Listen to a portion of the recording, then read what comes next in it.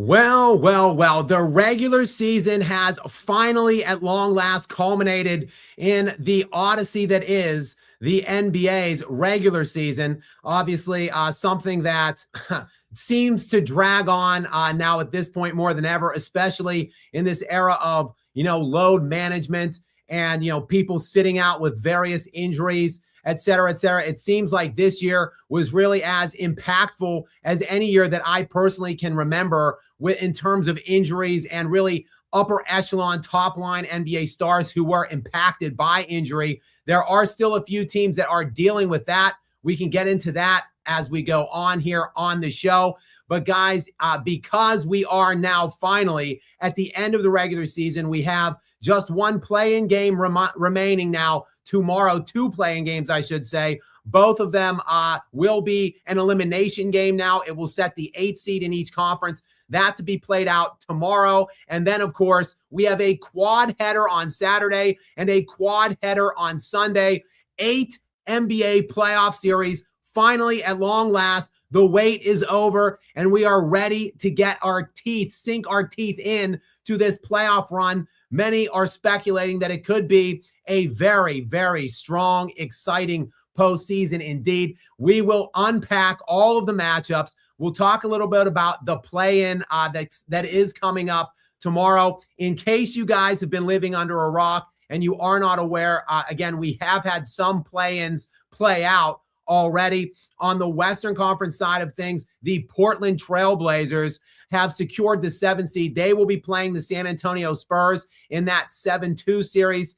And on the other side of things, the Philadelphia 76ers, sans Joel Embiid, beat the Orlando Magic in that 7-8 play-in game. So now they are going to be taking on the Boston Celtics. Of course, we know all of the other playoff matchups. I'm just going to flash that up here on the screen right now. The Thunder and Pistons are awaiting who they will be taking on. That game, both of them will be played out tomorrow night.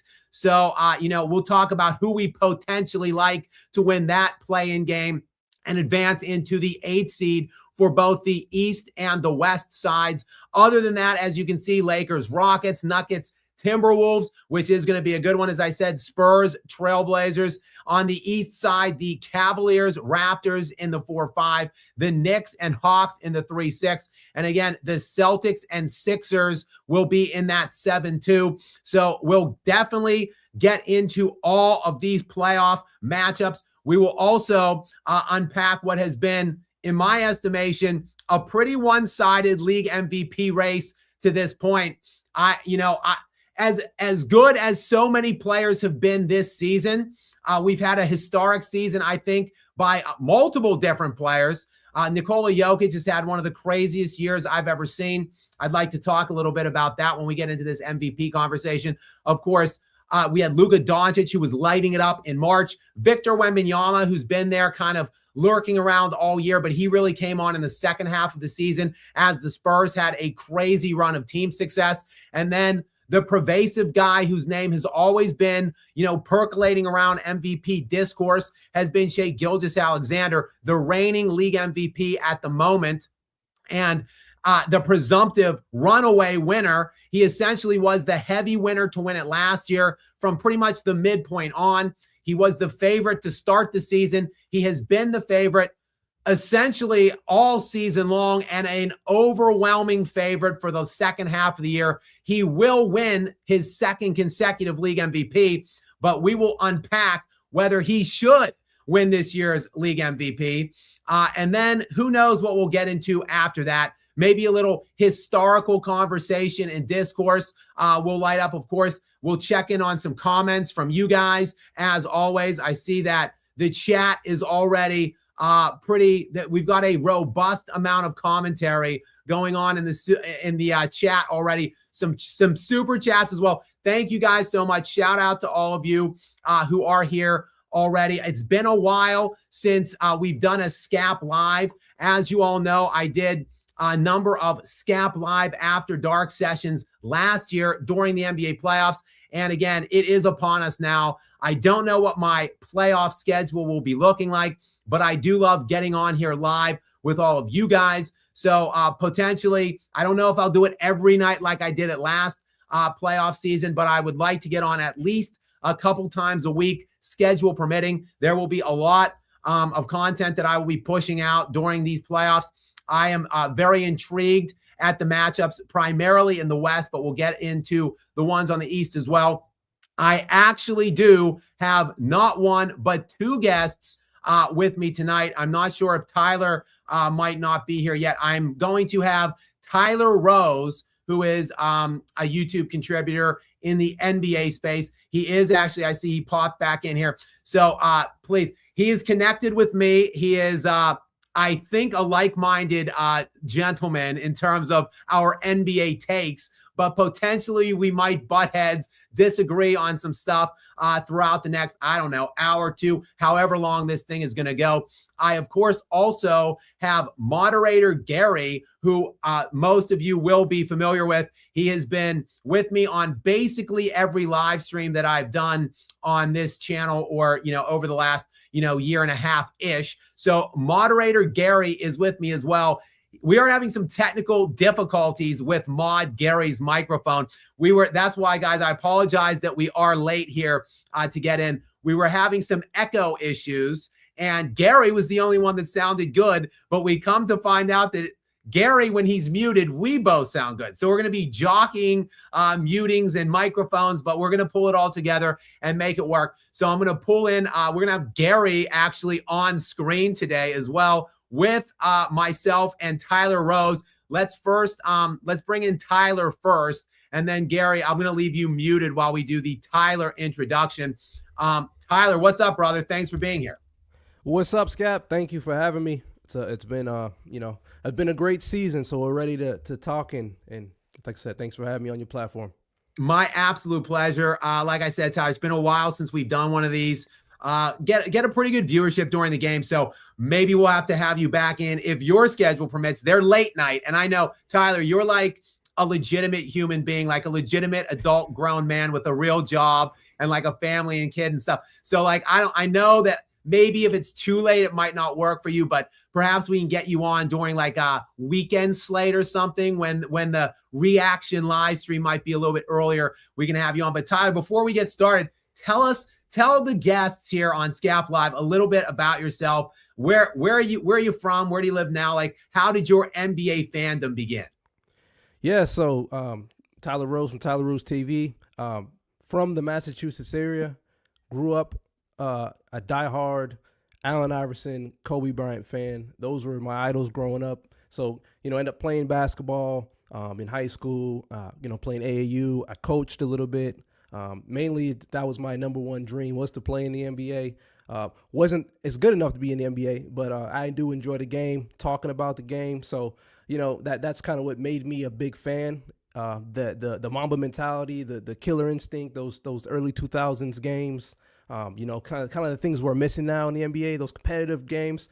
So that's kind of ultimately just made me a huge basketball fan, and ultimately decided, hey, let me jump on a platform and, and start sharing my takes and getting into debates and things of that nature. So that's it. As far as team wise, I mean, I cheer for the home team. I'm not a crazy, like, oh man, that's my team forever thing. I've been more like a fan of a player more than a team, kind of like, more of that Kobe kind of, fan of wherever he is. And, that's a little bit about myself.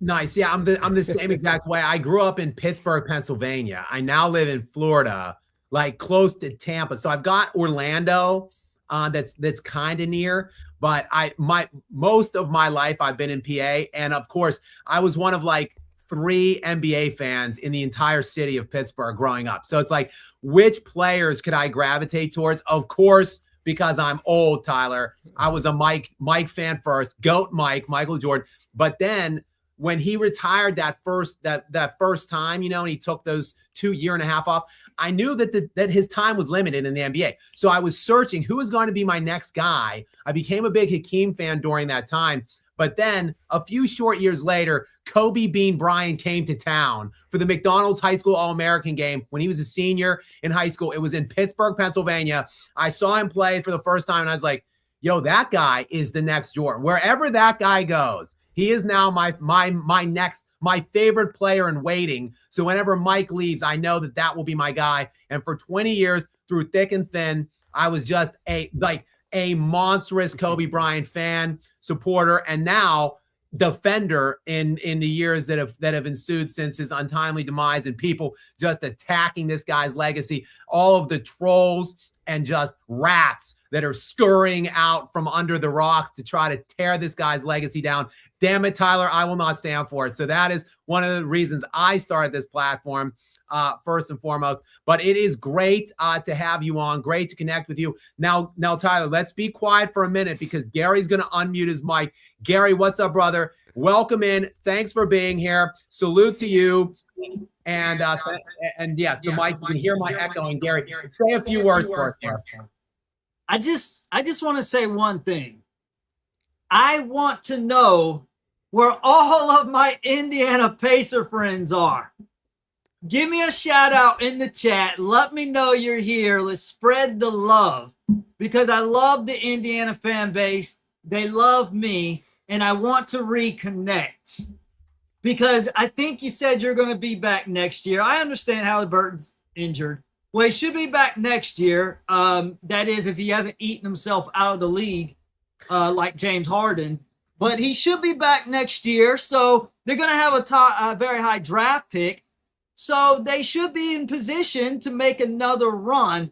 And I really want to see them try to make it through the East again. But, of course, I know none of you will show up. None of you are in here.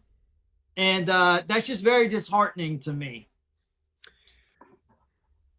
Yeah, Tyler, in case you don't know, Moderator Gary, who has always been Moderator Gary, that's what I call him, because he's my moderator, but Gary is also, guys, shout out to Gary828. You should go check out his channels as well. Gary, you can plug your channel. I know, Gary, you have another channel you're working on, so you can plug that at some point here as well. But so Gary is a YouTube presence in his own right. However, for me, my purposes, and these people that are here, he's Moderator Gary. He became Gaslighter Gary last year, though, during the NBA playoffs. He was re-nicknamed by several in the chat as Gaslighter Gary. So, you know, Gary, we'll try to drop that Gaslighter moniker and get you back to just Moderator Gary. Guys, I know very little about this application. I'm going to see if I could. Let me just work this. Okay, yeah. I want to get us on the side so I could bring up this media asset here from time to time, and we can scope out, these different brackets. We do have, Tyler, first of all, let me ask you, are you a fan or not a fan of the play-in tournament? Do you like, in general, do you like it or do you not like the theory of it? That's a tough question, Skap. The reason why it's a tough question is because these past games have been making me a fan of it. But to be honest with you, when it first kind of came into fruition, I was like, what are we doing? You know, to me, they shouldn't be allowing a 9th and a 10th seed to get into the playoff picture. Like if you're the 10th seed, you shouldn't have a chance. Your season's over. So I'm not the biggest fan, but man, that Hornets game, that might have been the best playing game I've seen. So I mean, I enjoyed it. So it's hard to, I got mixed emotions. You know what I mean? It's funny you say it because first of all, the bubble tournament, which I know nobody wants to think about COVID or relive that pesky global pandemic, nor do people probably want to think about the fact that LeBron James snagged some disgusting asterisk-laden Mickey Mouse cheap bubblegum little title in. But logistically with that, people think like, 2-3 month hiatus. No. The league was suspended March 11th. It started again July 30th. It's like nearly 5 months. Like at that point, the season should have just been canceled. We should have waited another 2 months. Like the finals that year were played out in October. We should have just said, all right, this season doesn't occur, and then just start the regular season in October. So really, realistically, LeBron, I don't think he should just have 3 championships in my estimation, forgetting about how the things that happened or occurred within that no travel. Some players they opted out of being there. It was just a bizarre the whole thing was just the whole set of circumstances was very strange. However, the play-in tournament was born during that time because the league came back after nearly 5 months. And the league offices were like, well, this was a truncated season. We didn't really have time to play it out. We want the hottest, best teams right now in. Let's, derive this scheme of how we can figure that out. And they packed this 7, 8, 9, 10 in. I figured that it would be over. Maybe the next season they'd use it one more year because it was another shortened season because they started, around Christmas. But after those first 2 years, I was anticipating it would be gone. For some reason, it has become a staple. I've hated it. I'm with you, though. All the games have been super intriguing to me, pretty much all of them that we've seen. Like maybe the Orlando-Philly game was like the least intriguing game, but the other three have been really high-level games. So it's like it's making me cringe because it's like a dirty secret that I'm enjoying these games. Like I don't want to admit it. But I will say this. I said it going in about a week ago, I said it, and then I didn't think it was going to come to fruition because Portland got the 8.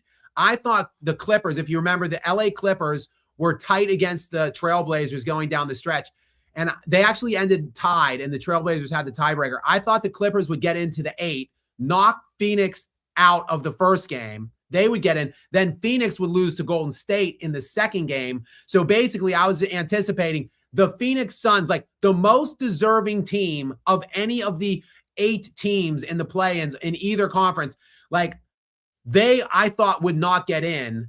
And now when they drew Portland, I was like, okay, well now that's not going to happen. But then Portland upset them and Denny Advia had that crazy coming out moment in that game. And now it's going to be Phoenix in an elimination against the Warriors and Steph Curry and everything that they had going last night. So now it's like Phoenix, who in this era of tanking and like people intentionally trying to lose games, Phoenix, who wasn't supposed to be anything this year, comes out, plays hard all year, is competitive, wins 45 games, and now they might not even get into the playoffs.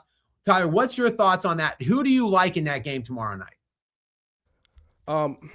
Ultimately, when it comes to the Phoenix Suns and the Golden State Warriors, they're battling for that 8th seed.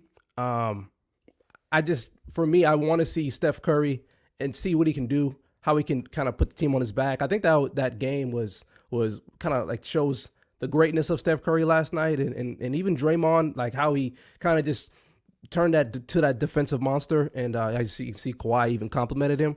But I think Phoenix will get it. I think Golden State will get it only because the experience. I don't think Phoenix has the experience. Kind of like what I've seen with even with Charlotte down the stretch, some of those costly turnovers where the Heat kind of came back into the game. They're too young, too inexperienced, and if you're going against the juggernaut and the Thunder, good luck. It might be a gentleman's sweep, if not a sweep, going into it. So I don't know. What are your thoughts? I'm rooting.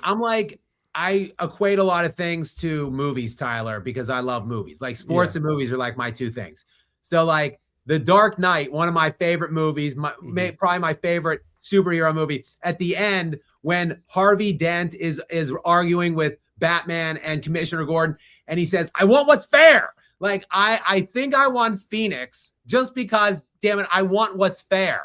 But because they deserve it. They earned it. They played it for the regular season. They got in. But yes, again, a secret dirty part of me that I don't want to admit or talk about out loud is kind of wanting Golden State because, yes, Curry will be more compelling to see him in the postseason, and someone who's kind of just rooting against the Thunder. Like I want them. They're not going to lose any series against any of these teams, but like maybe Golden State takes a game. Whereas Phoenix, I just think gets swept. So like any extra mileage that the Thunder have to put on throughout the course of the playoffs is what I'm going to be rooting for. So ultimately, like I'm hoping, kind of that Phoenix just loses, but it's just going to be so utterly unfair for them. And I can't believe that, again, like 8 teams are trying intentionally to lose every game. And Phoenix, who had like an implied over under to start the year in the 20s, win 45 games. And they might be in the draft lottery, like a ridiculous just kind of thing that has happened. And it's all thanks to, Commissioner Adam Silver and this one of his many brainchilds, which is this play-in. So, all right, let's get this let's, look at me changing layouts and getting little overlays here, guys. Yes, I'm very technologically. Brainiac. Okay, so let's get the old bracket up here. So Tyler, look, let's just talk overall, and Gary, I'll bring you in on this too. We'll go Tyler, then Gary. Who would you say, looking at the way the bracket has fallen and laid out, like who to you would be the favorite? And it's okay if you just go straight chalk with the Thunder. But if you think the Thunder, give me one team you think that could derail their run to a repeat championship. So I think there's only one team, and I think all season long they showed you that they can do it, at least during the regular season and not the postseason, and that's the San Antonio Spurs. I mean, if there's any team that's going to do it, it's got to be them. I'm not buying any other team consistently competing defensively as well. I think you have the defensive player of the year in Wembanyama, rim protecting, blocking shots. It's hard to see a team beating OKC. I mean, truly is hard. I mean, my Celtics played pretty well against, I'll say, this year, but I think the Spurs played them the best. So that's definitely my opinion. The team that's going to knock them off if they do. So if gun to your head, proverbially speaking, of course, do you still like Oklahoma City if forced to pick, or do you think the Spurs actually will beat the Oklahoma City Thunder in a 7-game series? Gun to my head, I'm going to lean towards OKC only because of the fact that,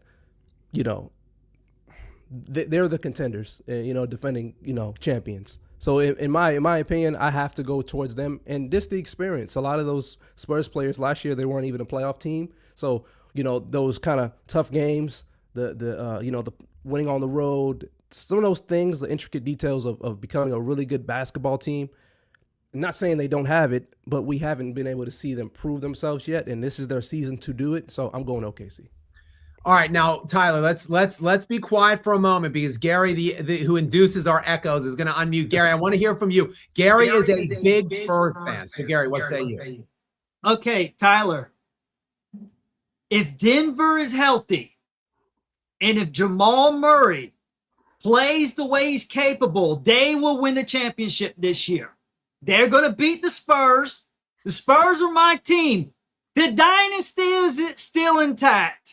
It's just not going to take place in 2026. I'm tired of the media, Kendrick Perkins and Stephen A. Smith and everyone. Oh, the Spurs are going to win this year. No, they're not going to win this year, but our dynasty is coming. We are going to draft our stretch 4 in the draft to complete our dynasty puzzle. Maybe we win it in 2027. If not, it's over in 2028. We're coming for the league for a full decade, but not this year. If Denver is healthy, I don't know if they're going to be healthy, but if they are, to respond to Tyler, who said no one has a chance other than the Spurs, Denver has a chance to beat OKC and anyone else. I think they're going to beat Minnesota. I'd say 6 games. Then I think they're going to go and beat my Spurs in 6 or 7 games. Why? Because Wemby ain't used to going against Jokic for a series. They've lost 3 straight to Denver, and it's okay. And I'm relishing it. You know why? Because Jokic beating the hell out of Wemby is going to push another level of drive in Wemby on the offseason that he is going to turn into a supervillain / superhero over the next year or 2. So I welcome this. Please, Jokic, teach Wemby what he doesn't yet know. Because this is 5 years in a row. Jokic is the best player in the league. He may be another year or so, but then it is going to be Wemby's. And maybe this GOAT discussion will be moot about LeBron and Jordan. Because I don't care what anyone says. If Wemby is healthy, he could surpass Jordan as the GOAT. Who can do on both sides of the floor what this guy is doing? Different eras, hard to compare. You got Wilt in a different era, Jordan in a different era, Wemby in different eras. But my point is, Wemby's going to be on that Mount Rushmore, assuming he's healthy. But I need for Wemby to lose this year. And I need Jokic to teach him. I need Wemby to hurt in the offseason. Every night when he goes to bed at 9 o'clock and reads his book, I want him to have a problem reading. Set the book to the side.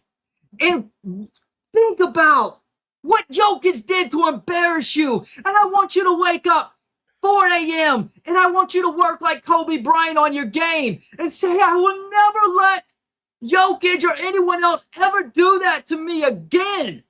He is going to be propelled by this loss. He needs this loss the same way Jordan needed the loss to the Pistons in the late 80s. But once he learned how to beat the Pistons, what did the Pistons do after that? It was lights out, not only to the Pistons, but the rest of the league. That's what we're going to do to the rest of the league. Victor Wembanyama, and what about Stephon Castle?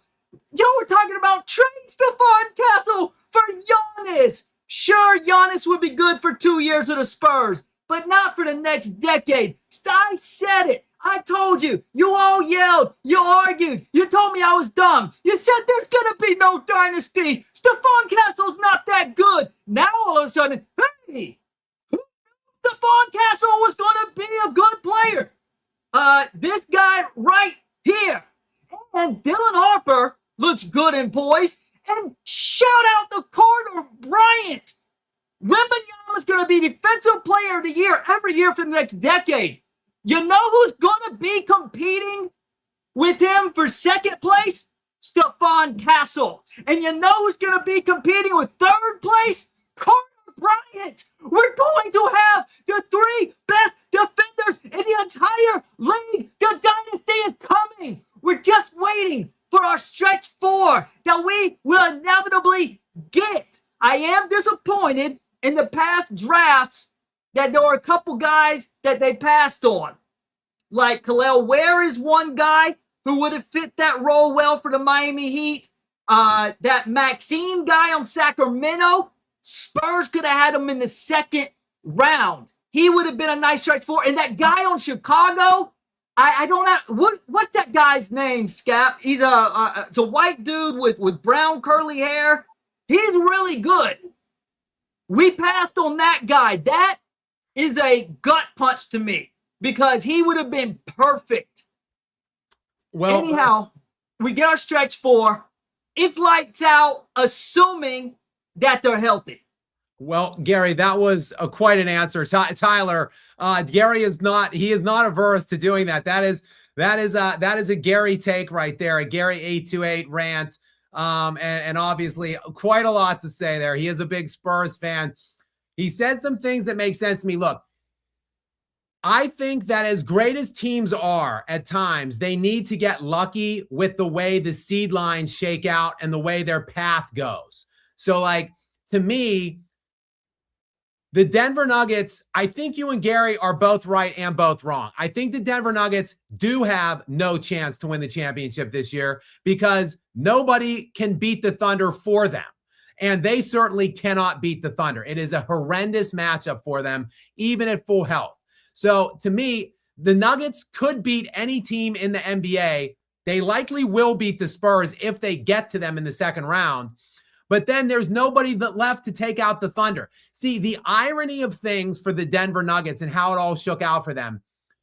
There are 2 teams that give Oklahoma City at least a modicum of trouble. The Minnesota Timberwolves and the San Antonio Spurs. That's it. The Spurs obviously much more than the Timberwolves, but the Timberwolves split the Thunder 2-2 this year, and the Spurs went 4-1 on them this year. The Nuggets went 1-3, but of course the last game didn't really count because nobody played in either of the games. The Thunder weren't trying to win at all. So it was really 0-3. It's a terrible matchup for them.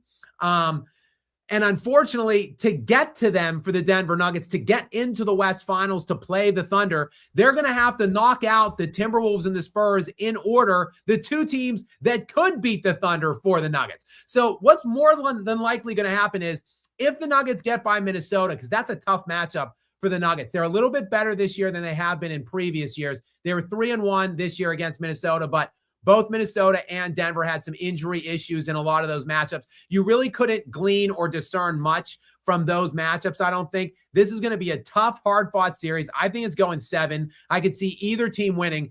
If the Nuggets get through, then look, the Spurs, to me, made a big miscalculation by not playing that last game like it was a playoff game. To me, that was the last game of the regular season. I think Denver wanted to lose that game and not play Minnesota. I think they were trying to draw Houston, but the Spurs, they played all their guys except for Wemby. I think Wemby should have played 40 minutes and they should have attacked that game like it was game 7. Because since February 1st, let me drop this little factoid on you guys and on the audience. Since February 1st, the San Antonio Spurs are 30-1 against every team they've played in the entire NBA, except for the Nuggets. They're 0-3 over that span of time against the Denver Nuggets. So 30-4 since Feb 1, 0-3, 3 of those losses against Denver. It's because, and I'm not denigrating Wembanyama. In fact, spoiler alert, I think Wembanyama and Nikola Jokic are the best 2 players on planet Earth. I think Jokic is the best player. Wemby's the second best player. I think Jokic has cornered the market. He's been the best player for at least 5 years, maybe 6. And I always had like Giannis Antetokounmpo next, maybe Shea then taking over for Giannis. Luka in the mix. Wemby, to me, has passed everybody at this point at 22 years old, other than Nikola Jokic. But so what I'm about to say here is no disrespect to Wembanyama. Jokic owns Wembanyama right now. Wemby cannot solve him. Like in 7 career games that they've played head-to-head, or 9 career games, I think, that they've played head-to-head, Jokic is averaging 39, 12, and 9 on like 60% shooting percentage. He's averaging nearly a 40-point triple-double on 60% on the best defensive player alive in 9 games, and he's 7-2 in those head-to-head games. So and not only does Wemby not really know how to guard Nikola Jokic one-on-one, but Jokic draws him out from the basket and then negates everything, all the excellence that Victor Wembanyama has to offer at the rim and as a help defender. So he really neutralizes Wembanyama. It's not going to be an easy series by any stretch of the imagination. San Antonio will have home court, of course. But I think the Nuggets can and will likely beat the Spurs if they get by the Minnesota Timberwolves. But then that just leaves SOL Denver, shit out of luck, against the Thunder, who are probably just going to sweep 2 teams on their way there. So while Denver's playing 2 7-game series basically against Minnesota and San Antonio, killing themselves on a team that's been as injured as any team in league history, the Thunder will likely sweep their first-round opponent. Then they will sweep probably Houston in the second round. So it's they're going to have a week plus off in both rounds to just rest and get ready. And they'll probably just buzzsaw the Denver Nuggets. So I asked the question, who do you think is going to win? And looking at the way the brackets have broken, I'm very hard pressed to find any team that can and will take 4 games off of the Oklahoma City Thunder. I'm actually going to say this because of the way the brackets broke in the West and the way that Denver is going to do the dirty work for the Thunder and take care of the teams that could beat them and then just get beat by the Thunder. I think the Celtics are actually the team that's most likely to beat Oklahoma City if any team does this postseason. I'm picking the Thunder, but I think the Celtics have a really viable shot because to me, the Celtics do come out of the East. I would favor them to do that. I like their matchup in the first round. I think the second round matchup is going to be tough. The 3-6, I think the Hawks could maybe even upset the Knicks, but it doesn't matter. Whichever team comes out of that series is going to be a tough series for Boston, but I like them ultimately to prevail and then beat maybe more than likely the Pistons in the Eastern Conference Finals. But then look, guys, when you look at Boston head-to-head against Oklahoma City, they played only 2 games, of course, this year because East-West. They played 1 home, 1 away. They played late. It was in March they played both games. In the first game, the Celtics didn't have Tatum, I believe it was. And they still and Derek White. Yeah, they were nip and tuck. The whole fourth quarter was a close game. They ended up, Shea hit some clutch shots down the stretch. They won by 2 points in a game where Tatum didn't play. Then a week later, they rematched. Both teams had full rosters. Actually, the Thunder had their first full roster, like everybody, for the first time all year in that game. The Celtics had everybody available, and the Celtics kind of beat them up and beat them by double digits. So, like, Boston is the one team, I think, in the entire NBA that actually has a requisite amount of talent, like 1 through 7-ish, to go with Oklahoma City. And the Celtics they're not a higher net rating defense than the Thunder, but they actually allow a shade less per game than the Thunder. So they actually have a really comparably great defense that they could deploy on Oklahoma City as well. That will be a fantastic series, I think, if it's Boston and Oklahoma City. So, I mean, I don't know. What do you guys what do you think of my theory about Boston possibly being able to compete, maybe even beat the Thunder? Do you buy it or not? I'm from Boston, and that doesn't make me biased, but I 1,000% agree with you.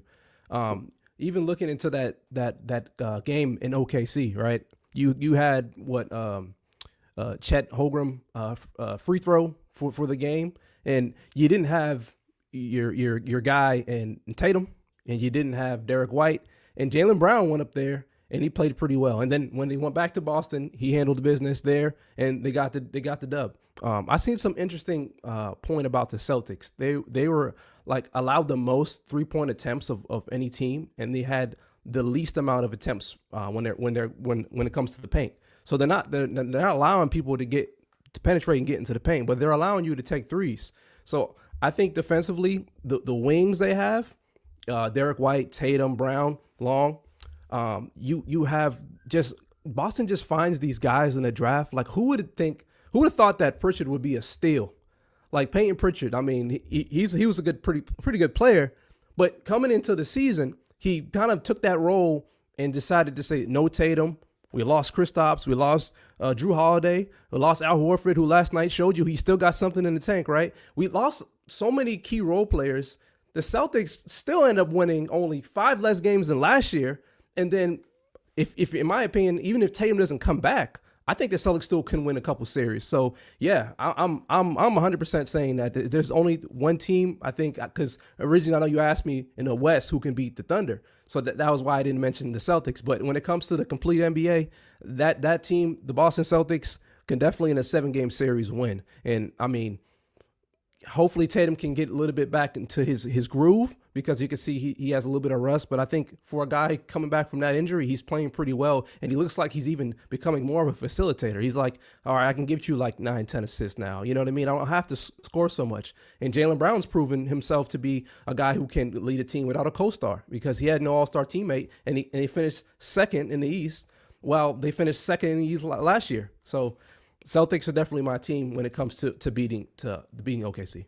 Yeah, and just a quick point on Tatum, like, even if he's only 70, 80%, like, you're still bringing a guy who was like a perennial first-team All-NBA performer for several years in a row, becoming like, whatever, a fringe, like like you said, like a facilitator. He's still going to be good defensively. He can still hit threes if he's available there. Like, look, there's news today in the NBA. I don't know if we'll get into it. I'll just mention it briefly. Like, Cade Cunningham and Luka Doncic won their appeal with the NBA to be eligible for season-end awards. So, like, that's going to affect. Look, I would still, even with those guys being available, I think I would still vote Jaylen Brown first-team All-NBA this year. But he's probably not going to make it. He'll probably get knocked down to second team now. But, like, Jaylen Brown, I think, was a first team All-NBA performer this year who should finish like top 4 in MVP vote. So, like, you've got that guy now who's ascended into that role. Like, if Tatum does become the guy, or some like closer facsimile to the guy that we saw before the injury as the playoffs go on, I mean, again, compelling matchup, because these are the last 2 champions now, and people have become kind of lost in how dominant Oklahoma City was. Like, remember, Boston had a historically great run the year before. Like, they were like 5th all-time in net differential for a single season. They were a top 10 net rating team, SRS team. They, burned through the playoffs. They had a much easier time of it in the playoffs than the Thunder did last season. So this would be a compelling matchup. I saw Gary scoffing and shaking his head at us when we were talking about Boston's chances. Gary, I'm guessing that you have a dissenting opinion here on Boston. Both of you are delusional. If you think Boston stands a chance against OKC, you're just as delusional as the Indiana fans last year who thought the Pacers were going to beat the Thunder. There's a big difference though between Indiana and Boston, Gary. I mean, come on, like Indiana last year, I like Tyrese Halliburton, like Siakam, like they had a couple nice Miles players. Turner. Yeah, but like we're talking like literally two first-team All-NBA caliber players arguably playing next to each other in Tatum and Brown. I mean, yeah, they're in the JV. They're not going against OKC and the well, I mean, they all do play each other, just not as often, but they're in the JV conference, and they didn't even win the JV conference. I think Detroit's better than Boston, to be honest. Oh, yeah, I disagree, Gary. We'll let you back in here, but let's let Tyler take this one because he watches the Celtics. I completely disagree with that. I think the Celtics are easily heads and shoulders above the Pistons. Let's Tyler respond, Gary, and then you can respond to Tyler. Yeah, I mean, listen, the Pistons had a great season, and Cade Cunningham, I'm happy that he's back and he's healthy. But listen, the Celtics are already a proven team. Even when Jaylen Brown and Jason Tatum were like 23 and 22 years old, they're going on deep playoff runs. I mean, of course, they're running into 2018 LeBron, the greatest guy, right? But anyways, listen, when you go back to that experience and you go all the way to now, they've been to 2 NBA finals, lost just like you want Wemby to lose and get owned by Jokic. That's exactly what happened to Boston. Steph Curry went into TD Bank North Garden and he went like this. I'm pretty sure Jason Tatum had nightmares and Jaylen Brown had nightmares, and those nightmares turned into dreams, and the dreams were 2024 world champions. So now when you fast forward time, Detroit has no experience when it comes to long playoff battles. And right now, of course, we're just hoping that they have luck on their side. But I mean, even going into the play-in, I still think they'll. If the Charlotte wins, I think that Charlotte will lose eventually. But that's going to be a little test for them. Charlotte is coming off of a great regular end of the season, and they went on a little run. They have a lot of good players, so I can't sit there and say that the Pistons are better. That's just like, to me, it's just like the Knicks and the Cavs. They haven't proved nothing. They've had maybe some postseason runs, but until you get to that final stage and you bring home a trophy, and most of that core is still there, I got to give the edge to the Celtics. All right, Gary, what say you? No, you're not sold? No, my point was why I interjected before he went was just to say, I'm not saying either one have a chance in hell against OKC anyway, so it doesn't matter who comes out of the East. They're going to get beat by, I think OKC, let me just state, I do think OKC is going to win the whole thing, because I don't trust Jamal Murray to play like he's capable. I'm just pointing out that if he does play like he's capable and they're healthy, that they have a chance, I think they can beat anybody. They will. I think they will beat anybody, including OKC, but it's unlikely that Jamal Murray will consistently play like he's capable. If he did it in 2023 and they won the championship, if they didn't do it in 2024 and then they lost, to Tyler's point, the Celtics won, well, they wouldn't have won if Jamal Murray's consistent and beat Minnesota like he should have. Then it would have trounced Dallas the same way Boston, and that was a gimme win for Boston. So I'm just saying, I wanted to just clarify, I'm not saying Denver's going to win it. I'm saying if Murray's shooting consistently and they're all healthy, they'll win it. But that's unlikely. My guess is OKC will win it. Even if the Spurs beat the Nuggets, I think OKC will edge out the Spurs in a 7-game series. Even though we beat the hell out of them in the regular season, I don't think that's necessarily going to translate to the Western Conference Finals. But the Spurs will turn the tables in a year or two. Their reign will begin, just not in 2026. I think here's my issue with the Nuggets. The Nuggets are arguably one of the best offensive teams in NBA history. I mean, they're one of the best net rated offensive teams ever. Nikola Jokic, the things he does in terms of making things easier on his teammates and the inability to defend him overall, it's just truly breathtaking to watch at times. Their defense is so bad. Like, I don't think the team is built completely wrong. Like, Nikola Jokic is so, look, I'll liken it to, let me compare it to Tom Brady and the Patriots.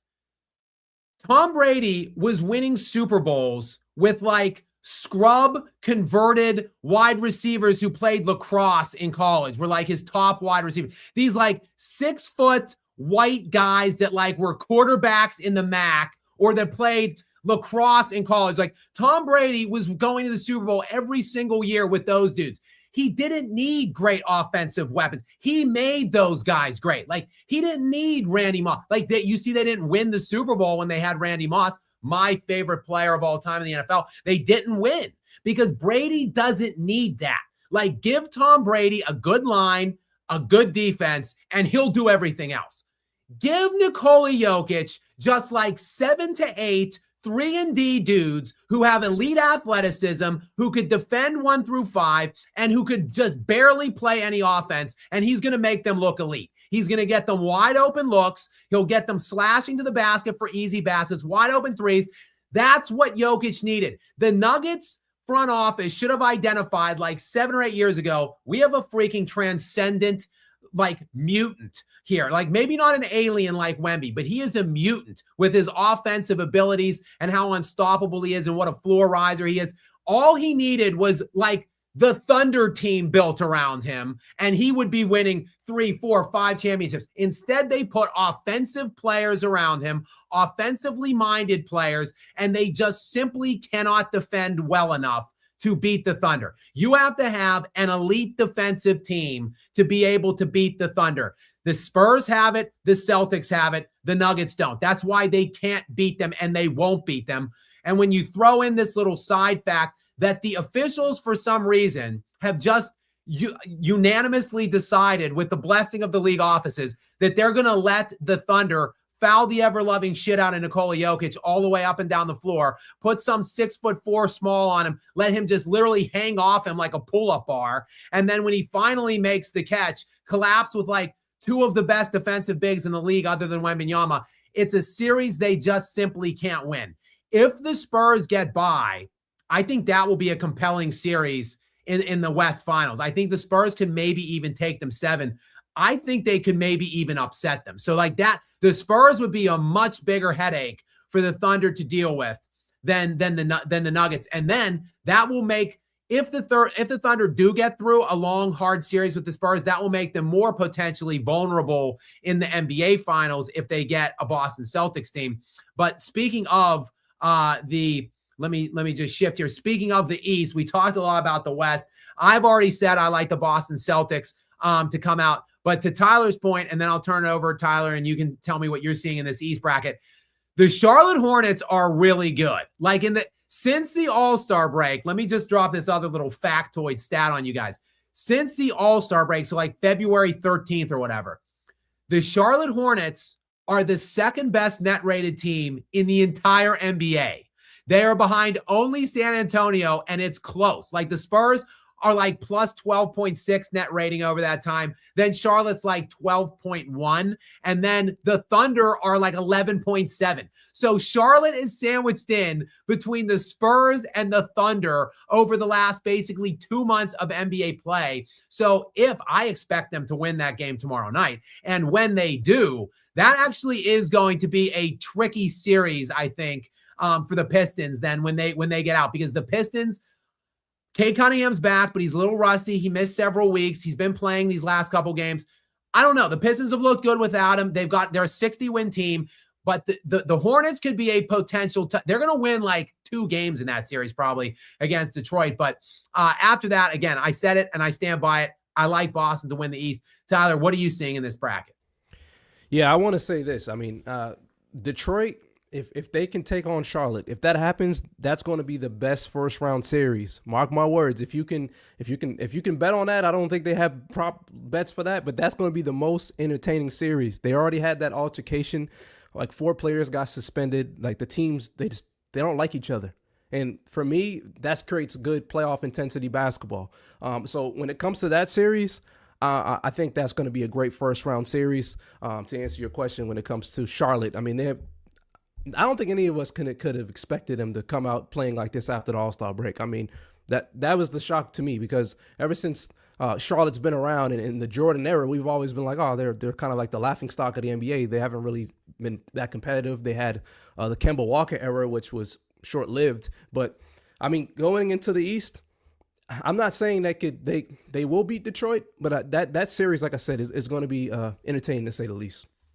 Yeah, Tyler, they were in the first 40 games ish of the regular season. So half the season, they were on pace to be a 30-win team.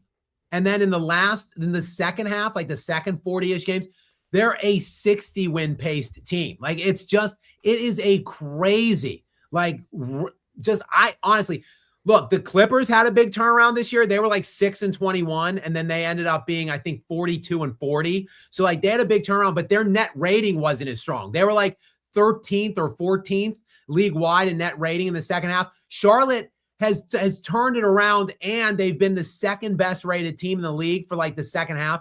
I've never seen a team turn it around to this degree, be so bad in the first half, and then look like world beaters in the second. I don't know. That's going to be, I agree. That's going to be a compelling series.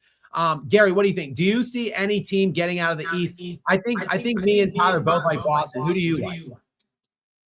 Honestly, I hadn't even looked it over yet. I was waiting until after the play-in games concluded on Friday, because I hate making predictions when I don't know which team's going to be where. Because, and this may be a hot take, but it's actually kind of in agreement with what you're saying.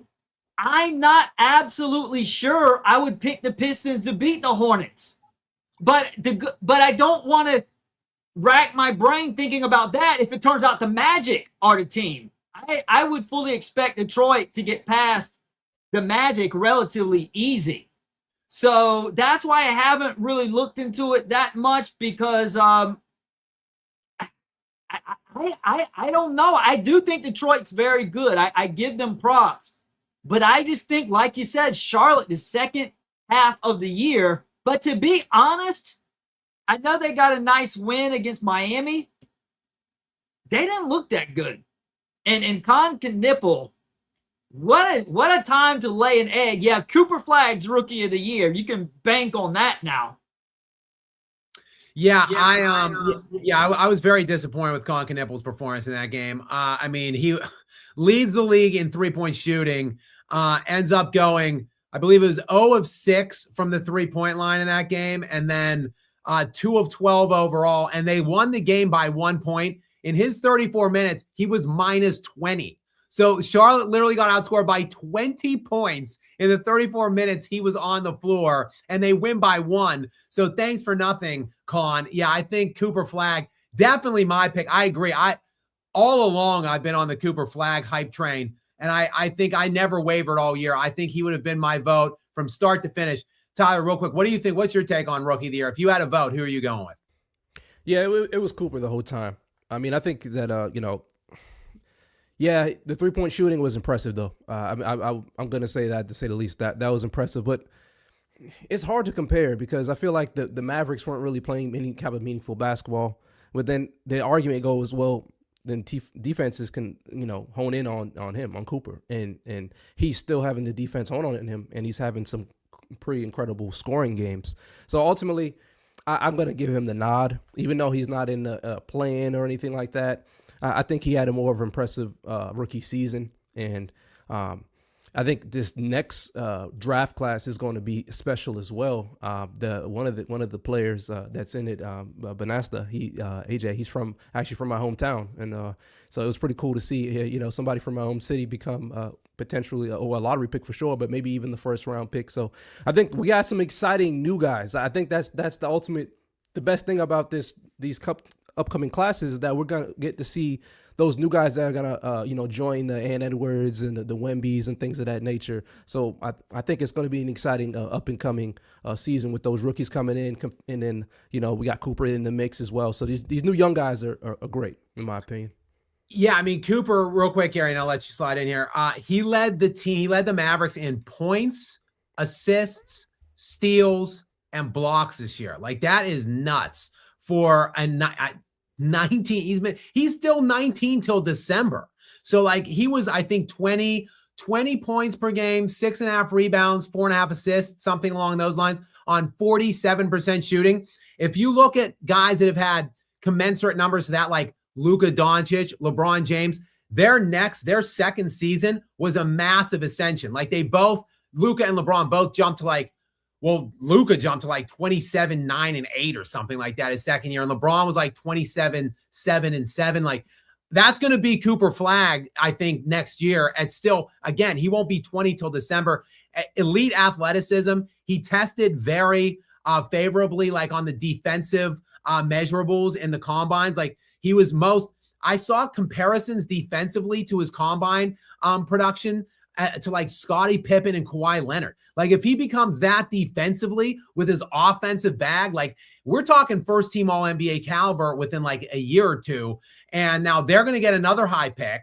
They're going to get Kyrie Irving come back. And then their bigs that were hurt all year will be back. Like, and they've got some cap wiggle room, I think, too. Dallas is now, the West is so silly and loaded as it is. Like, Dallas is going to be, I think, kind of problematic next year too. Gary, sorry, go ahead. Did you have something to add on Cooper? I was just going to say that for as much pushback as I gave you last year and to the chat when I was talking about we're not gutting our youth in San Antonio, there is one guy I would have gutted everything for to pair with Wembanyama, and that was if we could just move up one draft pick and pair up Cooper Flagg with Wembanyama. That would have been like something. It could have potentially become the greatest the greatest dynasty of all time with Flagg and Wembanyama. So I would have given away Castle, Fox, Harper, Carter, and our top draft picks for the next decade. Because if we just had those guys with a few role players, that's all we would need. There's no one else in the league that I would gut our roster for. Not Giannis, not Jokic, because of their age. Now, if they were 22, 23, yes. But being that they're, closer to the end of their prime, it's so rare in the NBA where you can take a string of players who are around the same age and can play together for a prolonged period together. Like OKC had that potential in 2012 before they traded Harden. As soon as they traded Harden, I knew it was over. And Stephen A. Smith's dumbass wants to get on First Take the next morning. Oh, they're going to be just fine. They got Kevin Martin, he's a baller, he's a shooter. I'm like, what the hell are you talking? He's not James Harden. Kevin Martin?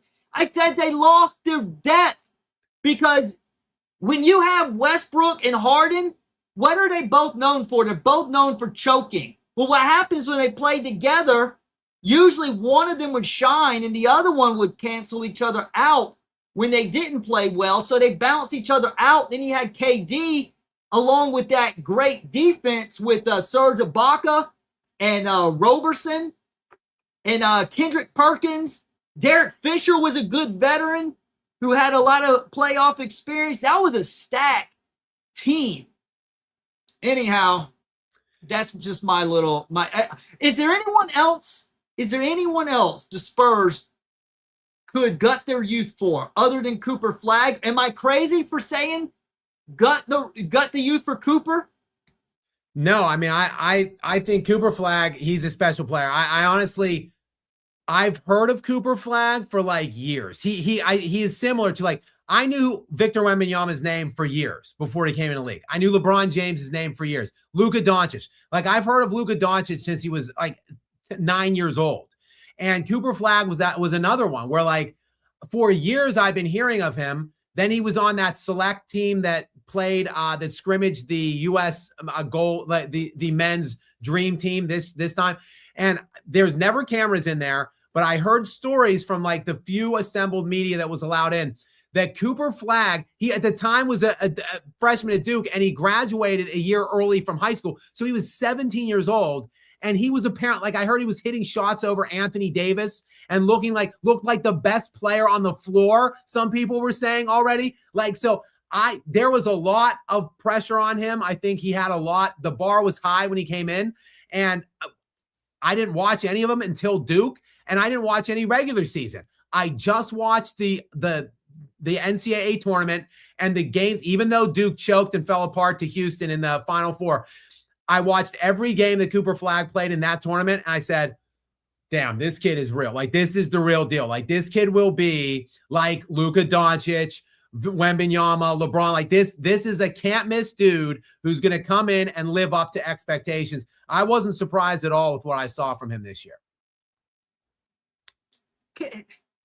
Okay, I'm probably going to get a lot of hate. I'm probably going to get hate from Tyler and Skap, everyone in the chat. I don't know what it is. I'm not that impressed with Luka.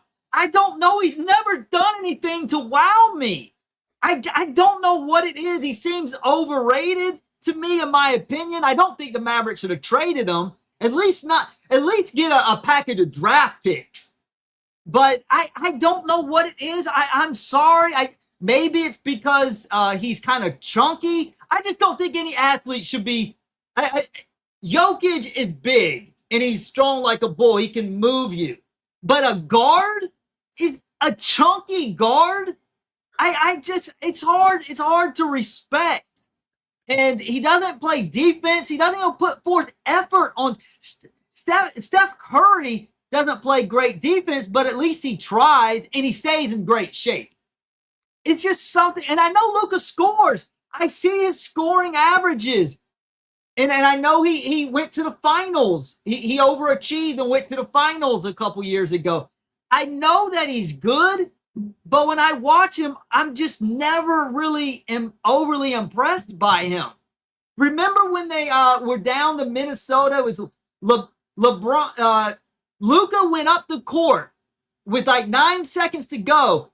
He was slow to get up the court. They pressured him. He threw a underhanded pass to LeBron. LeBron barely caught it, slung it over to Austin Reeves with like 0.8 of a second to go in the corner baseline. Austin shoots it, misses. Austin Reeves becomes a scapegoat. It's like Austin's like, thanks guys for putting me in position to shoot this with like less than a second to go. Luka did not look like a point guard. He didn't look like a leader that's going to take his team up the court and potentially score. As soon as he started dribbling, I'm like, this roly-poly ain't going to do nothing with the ball. And then he like underhanded it to LeBron, and LeBron just passed it like a hot potato to Austin Reeves in the corner. I think I don't think that was the Timberwolves. I know what game you're talking about. I think it was the Magic, maybe. It was game 4 or game 5, and then they lost the next one to close out the series. Last year in round 1. Okay. Yeah. So let me just say this real quick, and I'll throw it to Tyler. I want your take on this, Tyler.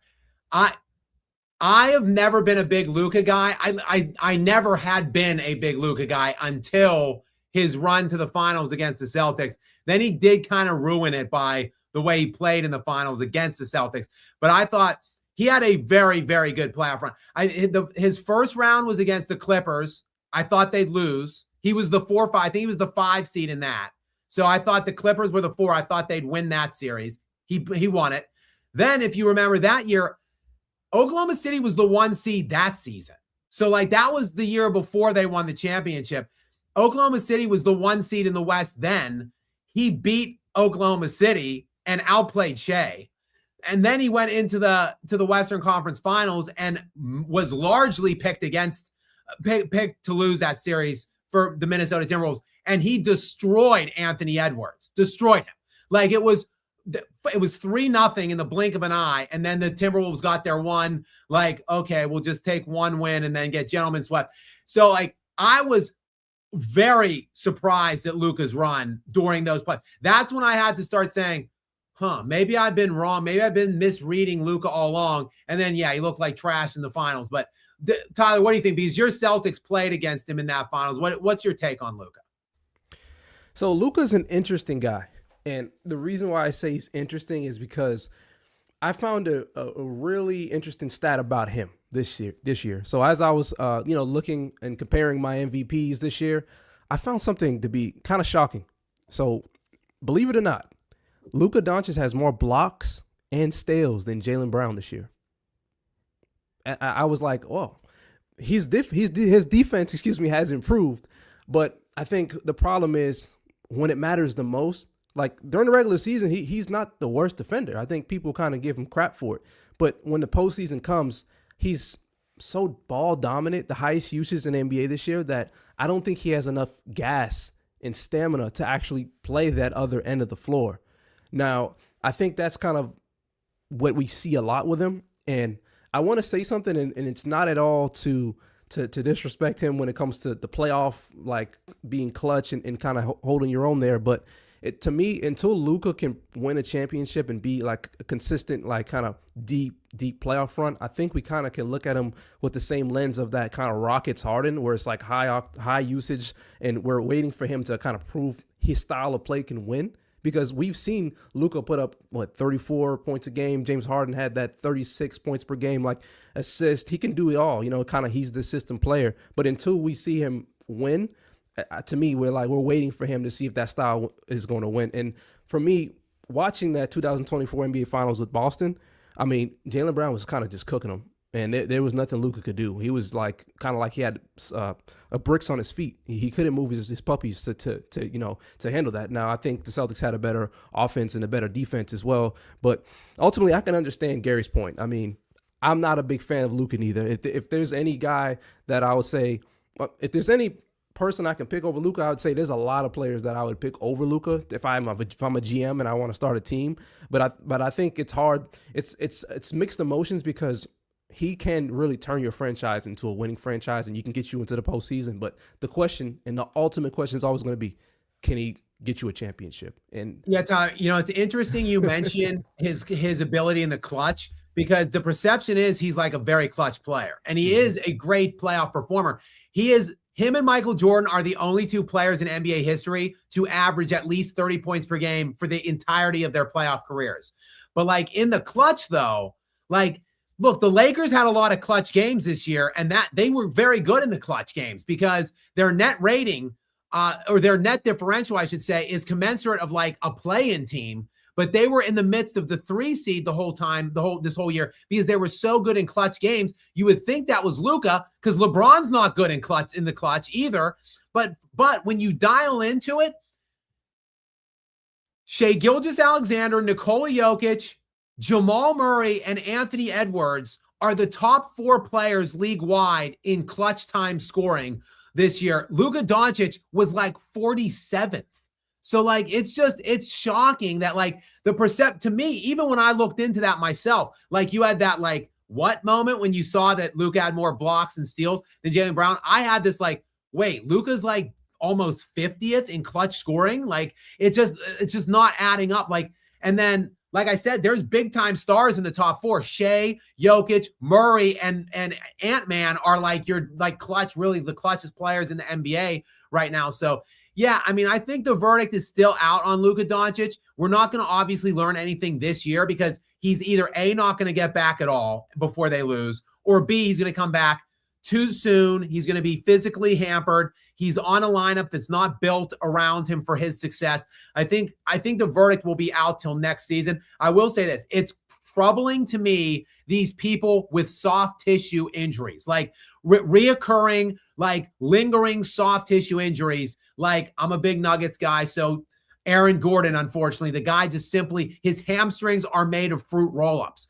This dude just cannot stay healthy. And Luka, unfortunately, he's got the same fruity bursting goodness in his hamstrings, because every single year it's he's managing some hamstring injury. So it's that is puzzling to me. And when you factor in his proclivity to be a little bit out of shape, he was more well-conditioned this year than ever before. But is he gonna keep that kind of focus on his conditioning and on his health and wellness as he gets older and older and older in the league? How will he age in the NBA? How gracefully? So yeah, I mean, I guess I'm echoing your guys' concerns, but still at the end of the day, while I agree there's lots of guys you would pick ahead of him, a lot as in 7 to 8 maybe.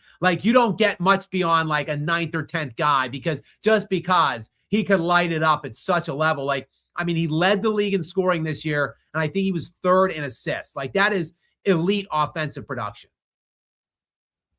But you mentioned your MVP. We talked a little bit about Luka right there. You mentioned you were digging into it.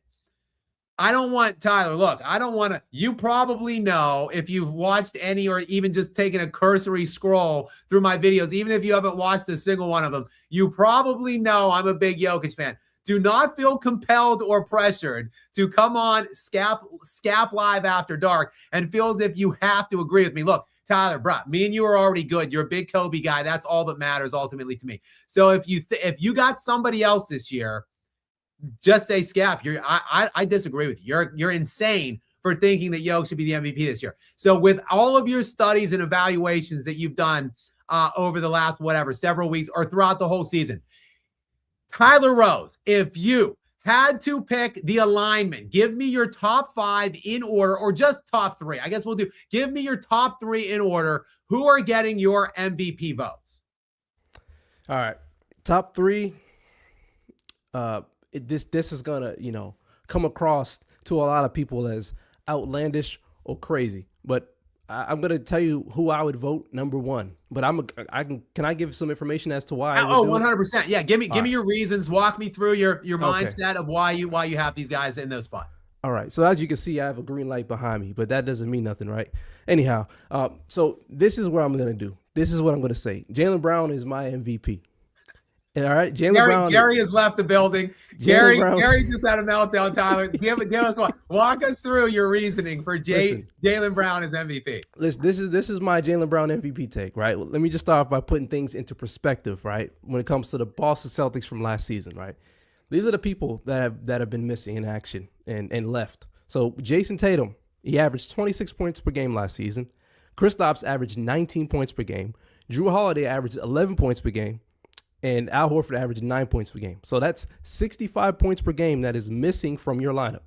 That's like if Jordan lost Pippen to an Achilles injury, then Robin left, then Ron Harper left, and then Tony Kukoc is just gone. So last season, like I said, the Celtics, they won 61 games. 61 games. Everyone said this is a gap year. Everyone said this is a wash season. They ended up with 56 games, only 5 fewer wins, and still finished with the 2nd seed. Now let's talk about Jaylen Brown, right? Because unlike last year, he has no all-star teammates. He does something amazing. So career highs in points, 28.8, 7 rebounds, 5.2 assists. His usage rate is 2nd in the NBA, only to Luka. And let's not forget the disrespect, right? The NBA ranked the Boston Celtics in power rankings at 19 last season, Skap. 19. Behind teams like Orlando, they had Dallas, Golden State, Memphis, and the Clippers. Teams that are in the play-in, or they're saying 1, 2, 3 Cancun, we're going to next season. So NBA.com, I was looking at it, and I said, let me see what they said. So this is a quote. They said, this is going to be a big drop-off, but it's hard to predict how it will be. So you went from being the 19th in power ranking probably to being top 5, if not top 3 in the NBA right now, if people were to ask, right? In other words, they wrote off the Celtics, they wrote off Jaylen Brown, and they said you couldn't do it without a co-star. They thought that we'd probably be in the play-in like Orlando. And what did he do? He just, to me, proved that he can be a franchise guy without a co-star, with just a Derek White or a Peyton Pritchard, who are, his other leading scorers. And to me, when I think about, most valuable, I think since people were doubting that team so much, since people said this is everybody, you remember, Skap, after Jason Tatum and Halliburton got hurt, everyone's like, oh, New York's to the finals. No one's saying that no more because of Jaylen Brown, not because of anything else, but it's because of Jaylen Brown. So for me, I'm being unbiased and just like looking at the season and how it came before to now. That's my take as to why I think Jaylen Brown deserves to be it. Now, will he get it? Probably not. I think he's too controversial. I think if he was a little bit of go along with everything, maybe, but he's kind of an outspoken guy. He kind of spoke out against Nike and things that, big powerful people. You can't really talk about anybody you want and expect to be in the media. But to answer your question, second, I'd say I'm going to go with your guy, Nikola Jokic. Third, I'd go SGA. I don't think Wemby, in my opinion, is should be above Luka. I think that Wemby's having a great season, and I think he's done some great things, but I think he almost interjected himself when he kind of had that press conference, like, hey, I play both sides of the floor. And I'm like, okay, well, we know that basketball is two sides of the floor, but ever since then, everyone's like, oh, well, we're going to include him into that MVP race. And I think he wasn't really much in that conversation, in my personal opinion, before then. And I think the media kind of took that story and ran with it. And I'm not a fan of that. But I think his time is coming, but I don't think he's there yet. I think he's definitely Defensive Player of the Year. But I think what Jokic is doing is, I mean, listen, I know, like I said, Skap is Jokic guy, and I think, honestly, it's incredible what he's doing. Back-to-back seasons, averaging a triple-double, and ESPN is his crickets. No, nothing. Like, we're not going to talk about that. But at some point, I think they expect greatness from Jokic, and that hurts him because it's just voters fatigue. They're like, he does it so much that we expect it. It's almost like Floyd Mayweather when he was fighting. He knew he was going to win. Like, he knew Jokic can win it every year, but the NBA is like, I don't know if we want to give him as many MVPs as LeBron. I don't know if we want to give him as many MVPs as Jordan. And I think that's what hurts him the most. That's my take on that. Yeah, it's funny. I've done a lot of stuff on Jokic over the years, and it's mainly because I've talked about this before. I started watching Jokic, or kind of promoting Jokic, kind of like as a joke, because I reject the premise that this era is the biggest, strongest, like best athletic era ever. Like no other previous greats could ever compete in such an athletic super era. So me personally, I thought it was hilarious, quite frankly, that this fat, slow-looking European was just lighting the league on fire in this era, like humiliating this era. So I basically kind of just started using him as a joke or a punchline. But the more then he won MVPs, and I was like, well, I don't want this guy to get any more MVPs. Like, this guy doesn't deserve these MVPs. So I started watching him as a way to figure, like, how can I detract from him and like take away from what he's doing? The more I watched him, the more I fell in love with his game, his mindset, became enamored with the way he played, the kind of teammate he is. And just like, when you think about it, because I joke and I kid and say this fat, slow, and athletic guy, but like, he's obviously not very well, like, he's not athletically gifted. He's big, obviously. He's powerful. But like, in terms of like jumping ability, speed, all that stuff, he doesn't really have it. He has utilized his mind, his work ethic, and in building a skill set that is indefensible, basically, to bring himself to a point where he's one of the best players of all time. Like, I looked at the player efficiency ratings, the top 20 all-time players in player efficiency rating. It's Jokic by like a full point, by the way, over Michael Jordan. But when you look at 2 through 20, the guys on that list, all-time PER, the average draft positioning for 2 through 20 is like 1.8, meaning like basically every guy in that list was like a first or second overall pick. Nikola Jokic was 41 in his own draft, and he's one of the best players ever. Like, I don't know if he's ever going to be remembered as a top 10 player because his resume is not going to look like that. He's been glass ceiling to 3 MVPs. I thought last year was arguably the best individual season ever. When he didn't win it last year, I said he'll never win another one. If that year last year wasn't going to qualify him for number 4, nothing ever would. He outdid himself from last year this year and is going to finish worse. He's probably going to finish 3rd behind SGA and Wembanyama. So I'm certain that nothing he can do will ever get him a 4th MVP. So he's been glass ceiling there. He likely will never win another NBA championship. So the consensus probably will be that he's not top 10 with just 3 MVPs and 1 chip. But from an actual tangible on-court skill set and individual dominance perspective, like, he's a top 10 all-time player. Like, his 6 year peak right now is pretty much above anybody else individually other than Jordan. And arguably maybe including Jordan. I would say Jordan above. But like, other than that, like, the gap between Jokic and everybody else is so vast and so extreme. And that's why, to me, it's like, the guy, look, I talked about in a video today, no player in league history has ever led the league in assists and rebounds any year. Like, I'm not saying the same year, any collection of years. Like maybe Wilt led in rebounds in like year 3, then he led in assists in like year 12 or whatever. Like something like that. Some like combined 2 years. It's never been done. Now Jokic is leading the league in both in the same year by a full like number. Like he's a full rebound up on Wemby. It's like 12.9 to 11.9. Then he's averaging like 10.8 assists. Kate Cunningham's averaging like 9.9. Like he's easily doing it. Like not only did he lead in both, he easily did it while scoring 28 points per game with more efficiency than anybody in the NBA right now. 5th in true shooting, like on 12th in usage rate. It's just the year is so good. It is so historically like prominent that you just need to throw out records. It's like when Russell Westbrook won for his triple-double that first time he did it, and they were the 6th seed. And like the writers were like, okay, he won 46 games or whatever. Who cares? It's a historically prominent season. It has to be celebrated. That is how good Jokic's season is this year to me. And yet he still won 54 games. Despite like all the injuries the team had, still 54 wins, the 3rd seed, only 10 behind Oklahoma City by the end of the season. I just don't understand. Like, I get it if you want to go Shea. You made a great case, by the way, for Jaylen Brown. And like I said earlier, I would vote for him first team All-NBA. I think he does deserve that distinction this year. But like, I get it if you want to put Shea just and say 64 wins. He was elite in the clutch.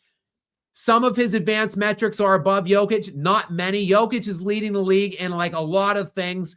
Basically, if you look at every MVP candidate and combine all the things they led the league in, Jokic is leading the league in more things than all of the MVP candidates combined.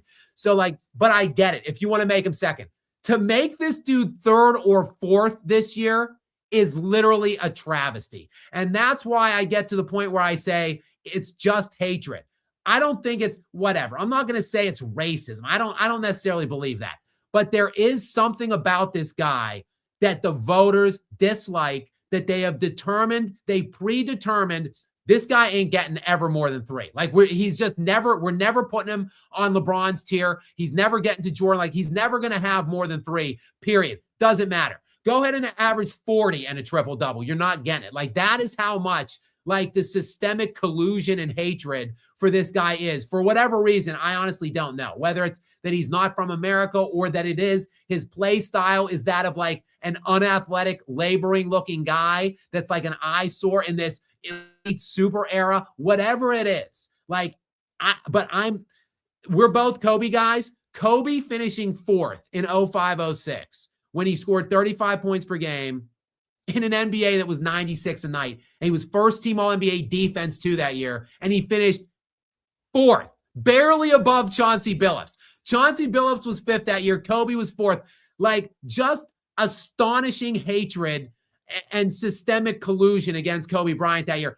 Like I never thought I would see anything in my personal lifetime more laughable and more egregious than Kobe's 4th place finish in 05-06. But Jokic with 54 wins is like, you can at least say back for Kobe, like, well, I think they won 45 games that year. Like Jokic won 54 games this year. Like there's literally no case against this guy. So it is so laughable and pathetic to me that he's going to finish 3rd. Like it was going to be 3rd, but with Luka now being eligible, I think he might actually finish above Jokic too this year. I don't know. I'm just beside myself by it, but it just is what it is at this point. Gary, did you have anything to add to Tyler? I know Gary had about a heart attack. Gary, I'm glad you don't have any heart issues, no cholesterol. You're not on any cholesterol medication, because it looked like Gary almost had a grabber when Tyler presented his Jaylen Brown case. So I'm just going to actually mute myself. Gary, I'll let Gary present his case. Tyler, you and Gary can go after each other a little bit here on this Jaylen Brown topic. Okay, here's the deal. Denver's GM contacts Boston's GM and offers Jokic for Jaylen Brown straight up. Do you make that trade or do you decline? You want me to answer? Or is this rhetorical? I'm asking you. Yeah. If I'm me being a Boston Celtics supporter, Come on, man. This ain't hard. This guy knows he's trapped right now. He's like, how can I say this without looking silly? Because there's no way I would rather have Jaylen Brown on the Celtics than Jokic. I think I'd probably just stick with the Jays. We've already proved to win. You know, why not keep the team together? You know, Skap, is this guy being disingenuous? Did you bring a disingenuous participant onto the panel? I'll just say this, Gary. Let me just mute you real fast because I'm echoing. Tyler, I'm begging you, please. Let's get my man Yoke out of Denver. Please take him. Please, I'm begging you. Get him on the seas. Into a real franchise. I mean, my goodness, we're talking. This will be. Look, Tyler. Neither of us were alive for the Bill Russell era runs. You throw Yoke on that Celtics team right now, like we're talking the heyday, the glory days are back. It's 60s. We're transported back. Celtics might win like 7 straight championships. Let's get this done, Tyler. Me and you can make the push. Jokic for Jaylen Brown. Hey, listen, it would be an amazing thing. The only reason why I declined is because I feel like what we have worked already, and I think we can do it again. I think we did choke against the Knicks. Those 2 20-point leads that we blew in the first 2 games was disgusting. But I don't know. I don't know. I think I'd rather keep the squad as it is. But that's a good point. But Gary, I don't know if you want to continue. I know you asked me a question, so go ahead. Jaylen Brown didn't look like any MVP I've ever seen when the last time they played the Spurs, and Stephon Castle was guarding him, and he literally started crying. He literally started whining to the ref because Castle was playing him too close. And then the ref gave him a warning. He kept whining, then tossed him. The dude was whining all the way. That did not look like an MVP to me. Castle didn't do anything to him except play tight defense. That didn't look like an MVP. And for the record, I actually like Jaylen Brown.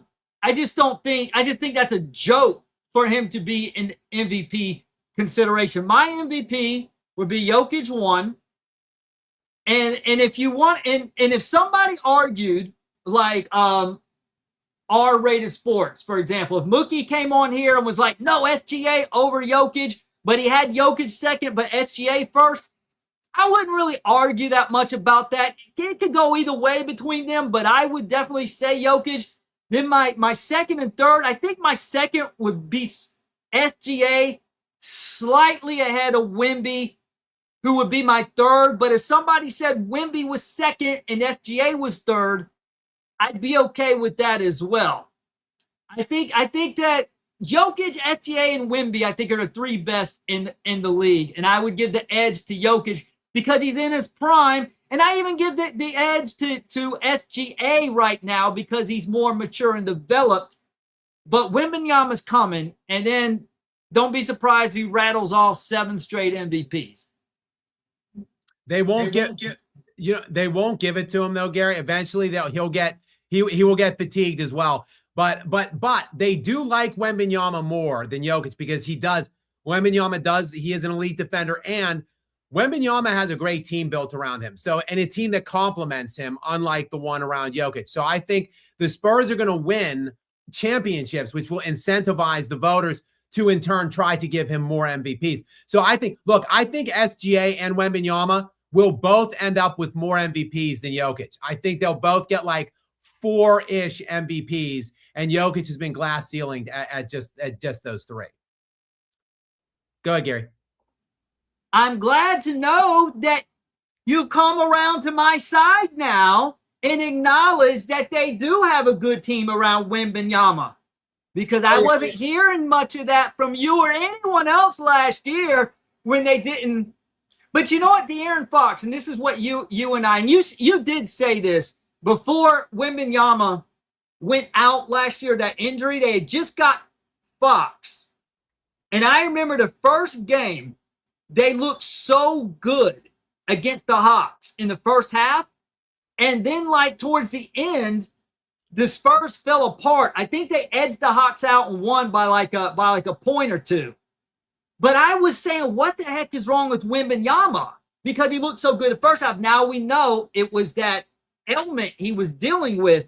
But to your point, you said as soon as they got Fox, you were on the Spurs bandwagon at that point. You said they better. If In fact, you went to the extreme. You said, well, they better win a championship this year. You said they better compete for a championship. I said they're not going to compete this year, but they're going to be improved.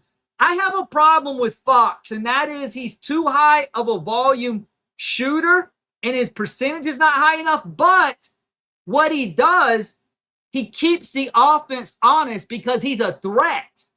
So you can't you can't completely zero in on Wembanyama because Fox is capable of cooking you along with other guys like Castle. And look at what Carter Bryant, how he's progressed the last few weeks. I'm hoping that they work him into the ground in the offseason and he comes along really strong next year to be kind of like that Bruce Bowen type guy and maybe even better. You remember Bowen's that 3-and-D guy who could always hit those open threes. He was a good defender. I think Carter Bryant could maybe even be a little better than that. Yeah, it's interesting. Look, people talk about, and I talk about how good the Oklahoma City Thunder are.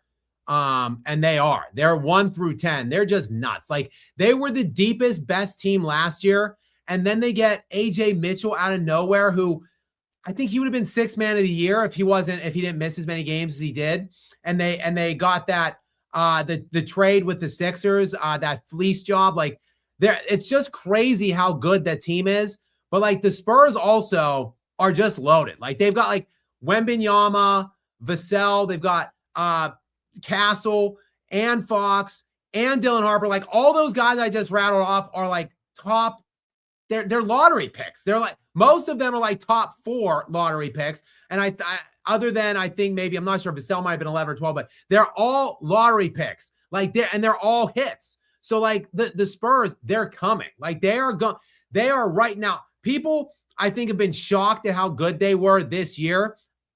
I thought they would be competitive. I didn't think 60 wins. I thought top 4 seed line for them this year. But to see them just run away with the 2 seed and really push Oklahoma City all the way down the stretch has been really something that's been impressive to see with such a young team.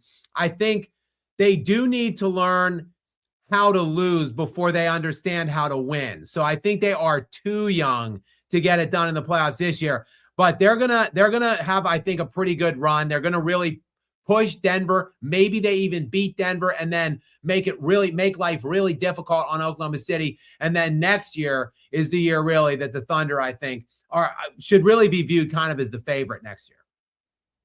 You mean the Spurs? You just said the Thunder. Yeah, the Spurs. The Spurs next year, I think, should be maybe coming off of the summer should be viewed as the favorite. They have improved drastically throughout the year because the first half of the year, even though they had a good record, they would play what was coined the third quarter for the Spurs. Every third quarter, they'd be up by like 20 at halftime, and then the game would be tied going to the fourth quarter. That's what I kept telling you, is they're not ready because they continue to have these really long lapses, and their offense was clunky. I even went on a live stream and was ranting about it.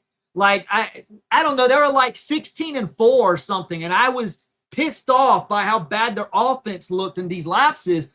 But around the second half of the season, like you said, come February, they turned the corner and they improved.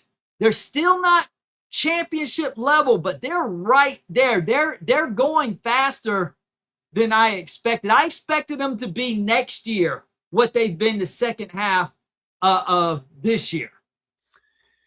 Yeah, Tyler, let me just bring you back in here real quick. Are you right now, you are a C's fan, right? Like if you had a rooting interest, it would be for Boston. Absolutely. Yes. Okay. Yes, absolutely. Okay. Do you have a preference of who you would see from the other side come in? Like, one team you think might be a little bit, whether it's, let's just say the top 3 guys, Denver, San Antonio, and Oklahoma City, because interesting enough, I think, did Denver beat you guys twice, right? With one without Jokic and one with Jokic? I'm not sure. I gotta double check. I'm not 100% sure on that, to be honest with you. No, I'm not 100% sure. But do you want, like, or do you fear one team more than another from the West? No, but I don't know what it is, but I feel confident about OKC. I really feel like Boston could beat OKC in a 7-game series. I truly believe that. I think we have great defense. We have great 3-point shooting. We have rim protection. I mean, it seems like we struggle a little bit more with San Antonio, even though, they're not there yet. I think I'd rather run into that team, even though that might sound crazy. I might change my mind and say, maybe the Spurs, because they're inexperienced. There we can kind of get them on that side. But ultimately, I mean, yeah, I think OKC. I think we got a shot against that team. I like it. I like the confidence. Yeah. Tyler, let me ask you this here. Yeah. And then we can maybe we'll get into some comments, some super chats. I see you guys throwing super chats. I appreciate all you guys out there as always. It's been a while since I've been on here, so it's great to be back on live with you guys. But very excited to be joined again with Tyler Rose here of Tyler Rose TV. You guys should check out his YouTube channel. Get out there and subscribe and check out his work. He's doing good stuff. But Tyler, let me ask you this. You said when you came on at the beginning, you were a big Kobe and AI guy. Yep. You don't have to give me like your exact age. Like what era did you grow up in? I grew up in the 2000s era. Okay. All right. I suspected that you were a little bit younger, that you're a bit younger than me. I was born in the 80s, but like, I don't remember the 80s. Like I grew up in the 90s. Mm-hmm. But still Kobe is by far my favorite athlete of all time, like spanning all sports. Like it's Kobe and then like a distant everybody else. Probably maybe actually Tom Brady would be number 2 if you forced me to pick like my next favorite athlete, but huge gap between Kobe and Brady. So I absolutely loved Kobe. Were you like explain to me that dynamic, because you're in Boston, you love the Celtics. Kobe is like a Laker, like the preeminent rival. Who were you rooting for in the 07, 08 year, and then 9, 10 year? Like, what was watching those finals like to you? Yeah. So first, before I get into that, I want to say I was able to watch Kobe play in the 2006-2007 season, right after he elbowed Manu Ginobili, and he was suspended for a game in New York. He came back to Boston, and my mom got some great seats. I think we were like 10 rows from the front. And I seen Kobe scored it. The game is you've probably seen it, Skap, because I know you're a Kobe guy. He had 43, like 6 and 6, and he had that reverse baseline dunk over Delonte West, and he had like almost like a half court buzzer beater. To me, that I've seen LeBron play a few times. I've seen Melo play. I've seen Iverson, Arenas. I mean, I've seen a lot of people play when the Celtics were garbage and the tickets were cheap before the Big Three came. And watching Kobe play was the most memorable game. I was really young, but I have vivid memories of watching him play, watching the bench, like Bynum and Lamar Odom, how tall they were, and like I was so close. And to me, that memory of me watching Kobe, it like lives on with me forever. So rest in peace to Kobe. It was the best performance I've seen was from Kobe, and they got MVP chants in the Garden that day. They were chanting MVP in Boston Garden. So with that being said, when it came to me growing up in Boston, the 2008 NBA Finals, I was cheering for the Boston Celtics to win. I wanted the Celtics to win. I was really happy that we finally could be in discussion of being a good team finally. We had like the worst season ever. I think we won like 17 games the year before, and Paul Pierce was hurt that series. And I think that is the biggest, maybe the single turnaround, because they ended up winning like 66 games. So they went from garbage to NBA champions. So it was amazing to watch. I did want Kobe to get his revenge. I wanted Kobe to win his 5th ring, and of course when he won against Orlando, that was a great series as well. I think that series against Melo in 2009 is one of the most underrated playoff series ever. If you guys are watching and you want to watch some basketball history, watch some of those highlights of the games. Melo and Kobe really went at each other. They guarded each other, and they have profound respect for each other, but they competed. And I mean, he was not afraid to guard Kobe. He was not afraid to go at him, and Kobe, obviously put him in his place. But that was a great series to watch. But yeah, it was always mixed emotions, because everywhere I went, his BLA T-shirts. I remember playing basketball at the YMCA. Kids were walking in with the BLA T-shirts, and I'm like, I feel like I'm trading against my team. But at the same time, I wanted to see greatness, and I hated the fact that so many people continue to use Shaq against Kobe as if Shaq just did everything as if Kobe wasn't, leading his team in clutch points and fourth quarter scoring, and sometimes even the playoffs, the whole scoring. And it's like, how can you fix your lips to say he was carried? And then after he leaves, he almost three-peats without him, and Shaq becomes a role player with Dwayne Wade and averages 13 in the finals, and Dwayne Wade averages like close to 36 in the finals. So it's like, he didn't do much when he left. So that narrative is always something that actually drove me to create content. I was like, I'm not going to sit there and see Tracy McGrady say he could have been a three-time champion, because, come on, dude, your knees can't even hold up for the regular season, never mind 3 straight postseasons to the finals. I mean, let's just cut the bullshit. So yeah, that's kind of, it was always been tough to watch my team play in the finals and go against them, but they only had those 2 finals. So 1-1, I'll take Kobe winning 1, and I kick my Celtics winning the championship. I think that's a fair trade. I like it. Go ahead. Real quick, Gary, before I want to slide this in, maybe Tom, you might know, I can't remember the team. It's well before your time. It's before my time even, but like, I grew up with hearing the Beat LA chants too, because I was an LA fan for 20 plus years, because I was a diehard Kobe guy, and the Beat LA chants, it originated when they were playing. It was the Sixers, I want to say, maybe the Pistons. I can't remember which team. This was back in like I'm going to mute Gary. This was back in like the 80s, where the Celtics were I think they were losing. They were going to be eliminated in Boston, and that team was going to go on and face the Lakers in the finals. And the whole arena started cheering, even though they were going to lose the series. They started cheering "Beat LA" to that team that was beating them, basically saying like, please, whatever you do, you might have beaten us, but don't let that team win now. Like, you now have the responsibility to beat LA. So that's just a really cool background story that, like, I can't remember the exact. I found it. You got it? Right, yeah, so it says the famous BLA chant originated on May 23rd, 1982 at the Boston Garden. The Boston Celtics fans chanted during the final moments of Game 7 of the Eastern Conference Finals, encouraging Philly to defeat the Los Angeles Lakers in upcoming finals. So, yeah. Very cool. That's a very cool etymology, like origin story for the Beat LA chant. So I just wanted to sprinkle that one in there. I though, Tyler, do the most reprehensible take in all of sports history to me is that Kobe was carried by Shaq. I've done countless videos and debates on it, but Gary, I know you had something to add there. So please, Gary, hop in. I'm actually going to agree with Tyler.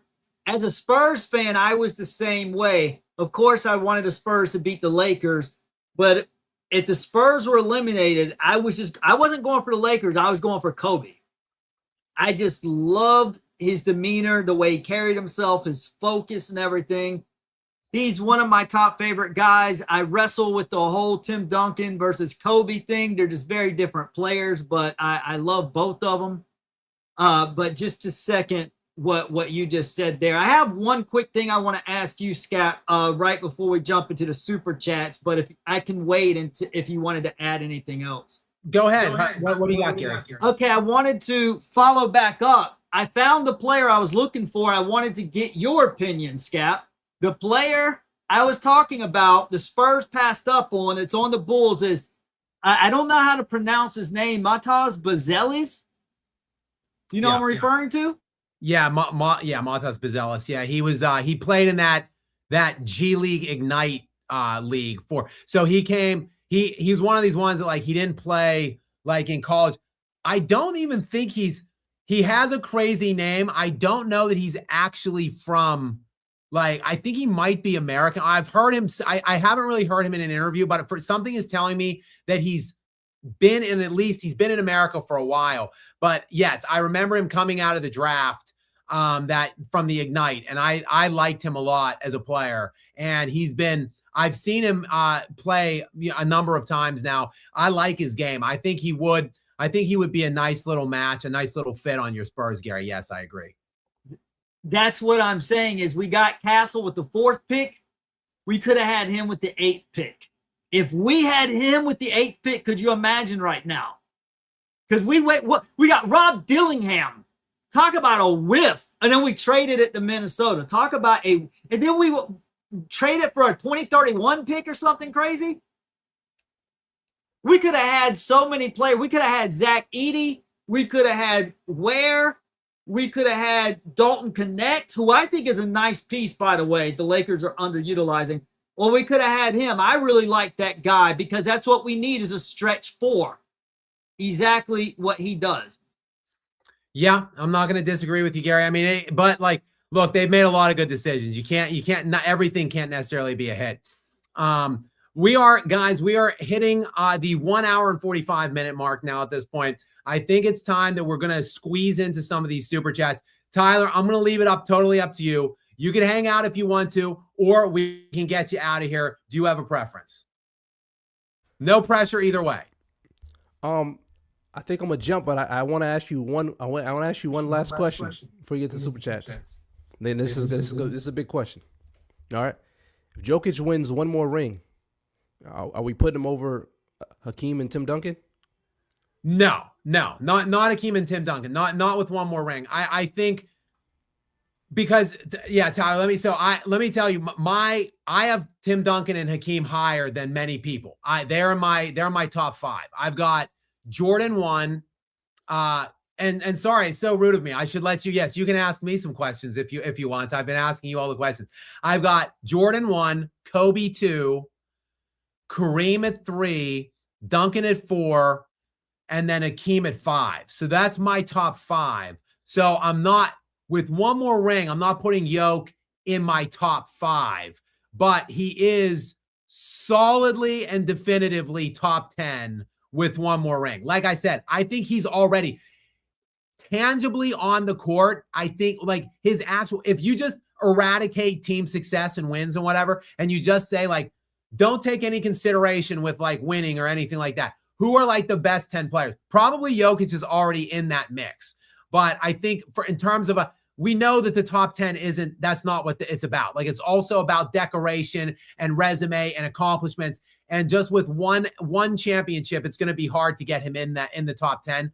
I have Wilt in my top 10 and Hakeem both with 2 championships. So I think really 2 is the baseline. Like Jokic has to find a way to get to a second if he wants to be considered a top 10 player. If he gets one more, he is. And look, he might jump everybody else but those top 5 I just named. Like thinking about like one more, I might put him above Magic and Bird and Wilt. Like I might do that like with one more. But Hakeem though, and Duncan are like, they are hallowed players to me. Like Duncan is on my Mount Rushmore. So like it's going to take for Jokic to get over those 2 guys. I think he might need like either a 3rd ring or maybe a 4th MVP, maybe both. I don't know. I'd really have to sit down and think about it end of the day and see like what he does. But that would definitely, I think Jokic right now on my list is around 12 or 13. So one more ring comfortably catapults him into the top 10.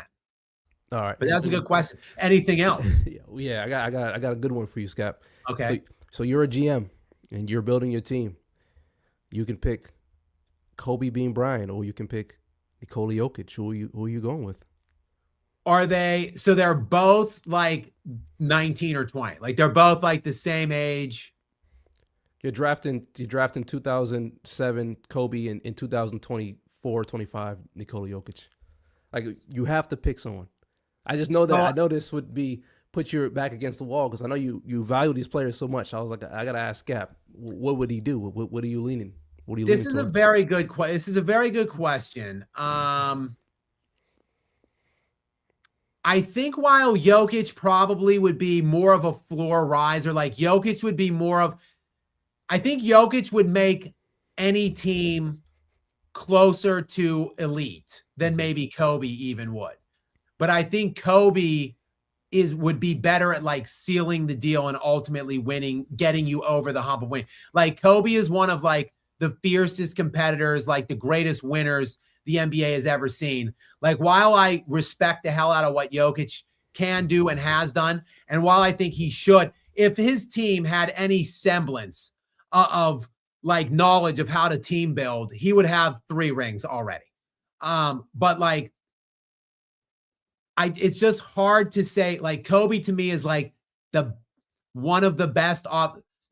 Jokic is probably one of the top 5 overall offensive players. Kobe's one of the 2 best scorers ever to me though, and he's an elite, like all world caliber defensive player. So like, I got to go with the Black Mom. Like I'm still going Kobe, like, and I know bigs historically are the ones you want to build around in the NBA, but like still it's Jordan or Kobe. Like if I had to pick anybody in the NBA to roll with a gun to my head, it would be Jordan or Kobe. Like because those two dudes, Mark Jackson, I'm going to paraphrase the great Mark Jackson, who was on Club Shay Shay with Unc Shannon Sharp. And Sharp was trying to, do some jock sniffing and boot licking of LeBron. He was trying to get Mark Jackson to be, effusive and complimentary about LeBron.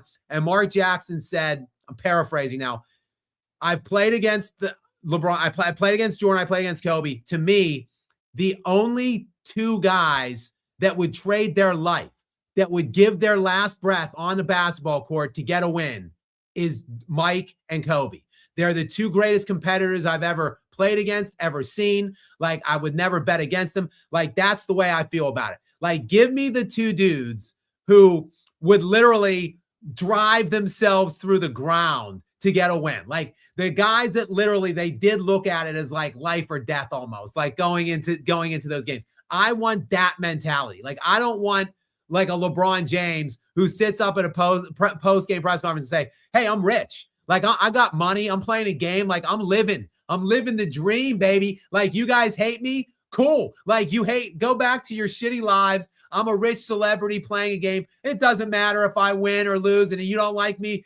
And when I lose, you root for it. Cool. It doesn't matter to me. No, I'm not about that mentality. And even Yoke, as competitive as that guy is, he's well-rounded. He's a family man. He loves the horses. I think he wants to win desperately, and he's super competitive. We saw his interaction with Dort and the Oklahoma City Thunder a few months back when he was like, you just saw like the fire and the tenacity in his eyes. I think it's understated how fiery and passionate that dude is, but he doesn't have the Kobe, but because few do, guys. Like Kobe, you have to be an unhinged, imbalanced human being to be like Kobe Bryant or Michael Jordan or Tom Brady. Like, you got to be like okay with being a shitty father, friend, like teammate to some degree. Like, you have to be singularly driven and want nothing else but to win. And that was KB. And that's why I'm rolling with KB. If I had to go with somebody, it's KB or it's Jordan. But great question, Tyler. Yeah, that's something I was like, I got to ask you when we get on. So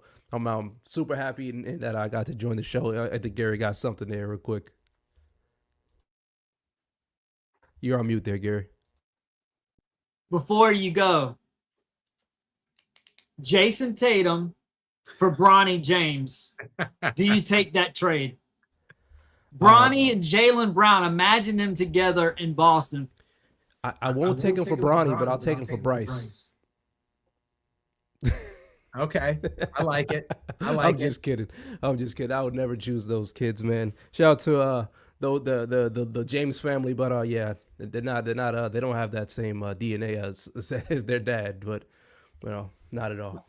Tyler, it's been a great pleasure having you on. Thank you so much for hopping on. Thank you for connecting and reaching out. You just emailed me and we started talking, and now we text and whatever. Like, it's great. Great to have you like in the circle now. And I hope to have you on here. We can figure out how other ways that we can collaborate potentially moving forward. You did a great job. Go ahead and guys, check out Tyler Rose TV. Tyler, plug your channel or anything else, any social media otherwise that you want to. Go ahead right now. Yeah, like I said, thank you, Skap, for having me. And if you guys want to check out my YouTube, it's just Tyler Rose TV. And on Instagram, I kind of do like YouTube short clips from some of my long format videos. But yeah, same thing on Instagram, Tyler Rose TV. Super happy that I got to join the show and chat with you, and I'll be happy to come on anytime. You're welcome. I'm welcome. I'm here. So appreciate you guys, and Gary, is nice to jump on with you as well. Thank you, Tyler. Good luck with work. I know you're a working guy, so I'll let you hop off. Yeah, we'll connect sometime throughout these playoffs again, my friend. Sounds good. Take care, fellas. And then there were two, Gary. What would you prefer? Do you want to stay on? You can stay on screen here if you want. Do you want me to put you as the voice in the sky again, as is your typical setup? What do you prefer? Do you have a preference? Sorry, you're muted. I'm going to unmute you. I'll do whatever you want, either way. Or if you want to switch it up back and forth. But whatever's best for you, however it works for you. We'll just leave us both on.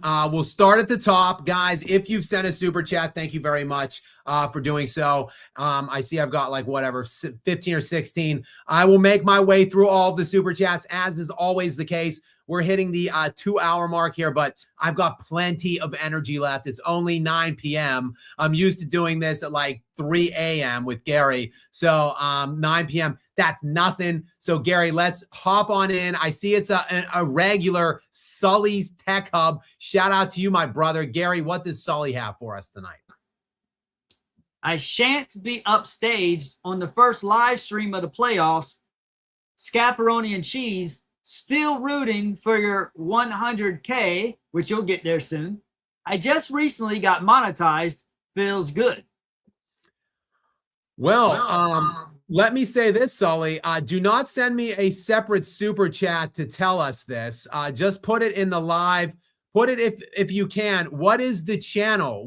Sully? What is your channel that just got monetized? Put at Gary828 and I'll see the comment and I'll get it to Skap. Sully. Yes, Sully. I want to give your channel a shout out here. So hopefully we can grow that channel even more. And kudos to you getting monetized. Congratulations. Gary, you can just interrupt me if he comes back in with that. And thank you, by the way, Sully, for your ongoing support and generosity of me and my channel. Thank you very much. I think I see you might be in here again coming up down the way tonight. But either way, regardless, you watch all of my videos.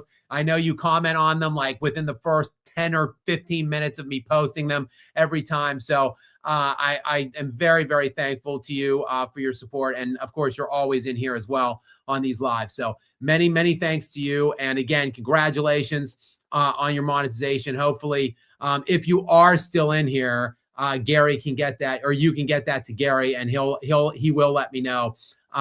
Gary, what do we have next? Oh, the Incorruptible, another regular who is always in my comments of the videos as well. Thank you very much, my brother. Welcome in to another season of Skap Live After Dark. We're getting underway. Gary, what does the Incorruptible have for us?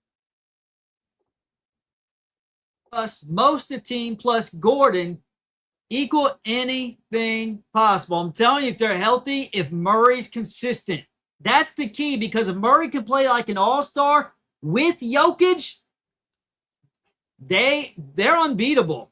It's just Murray's inconsistent. Jokic is not inconsistent. When has Jokic been inconsistent? Never. It's always Murray. But if Murray can play the way he's capable, they'll run it over everyone. Yeah, I'm just going to say, so the first roughly 12 to 15 games of this, I think the first 15 games of the season before Gordon got hurt, they had the whole lineup in. I want to say Denver was 12-3 to start the year. And then when Gordon got back, he was back for the last 15 games and he was kind of ramped up. I believe they were 13-2 the last 15. So that's 25-5 in the games that Jokic, Gordon, and Murray were healthy in together. That's like a 69 win pacing just about. So, yeah, I guess as Kevin Garnett would say, anything is possible. I guess you're saying there's a chance. I would feel better if Peyton Watson was back and without restriction. He's another one with that fruit roll-up hamstring going on right now. So just who knows about his health or availability moving forward. But if the Nuggets have a total healthy lineup, maybe there's a shot, because, look, Nikola Jokic is the ultimate floor riser. He's lost in the second round the last 2 seasons, but he's lost in Game 7. He's going to take your best shot, and he's going to find a way to solve it to some degree. He took a team of literally 1 or 2 other scrub NBA players on that Serbian squad and should have beaten the United States Dream Team with it. Through Nikola Jokic, all things are possible. That doesn't mean that he can win the championship against these far superior teams to him, but it means he's going to compete and they're going to have a chance if they're healthy. I do agree. So we will see. It's going to be exciting and corruptible. Gary, next week. Sorry. Oh, sorry. I was just going to throw in Murray is like you're talking about Kobe. Murray is extremely competitive as well. If he's hitting, him and Jokic together, especially with Aaron Gordon, I'm telling you, they can beat OKC. I'm telling you, they can.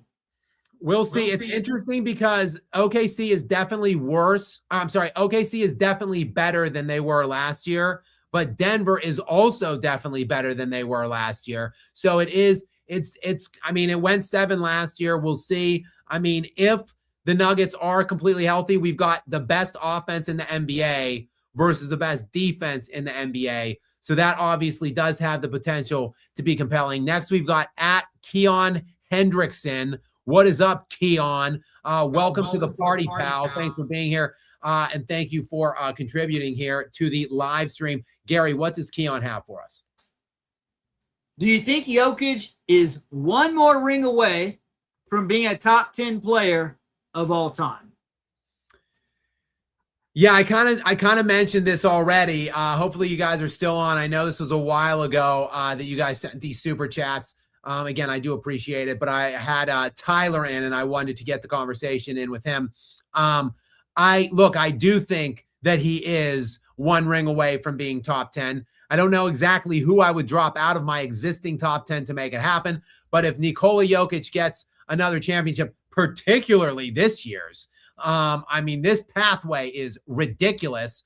Minnesota, San Antonio, Oklahoma City, Boston, like nasty. Back-to-back 60 winners in San Antonio and Oklahoma City, and then back-to-back the last 2 champions in Oklahoma City and Boston. So like that, this would be one of the most difficult pathways ever traversed in NBA history if he gets it. So yeah, if they get this one, he most certainly is top 10. But if he finds his way to another ring at any point in the remainder of his career, he would, in my estimation, be top 10.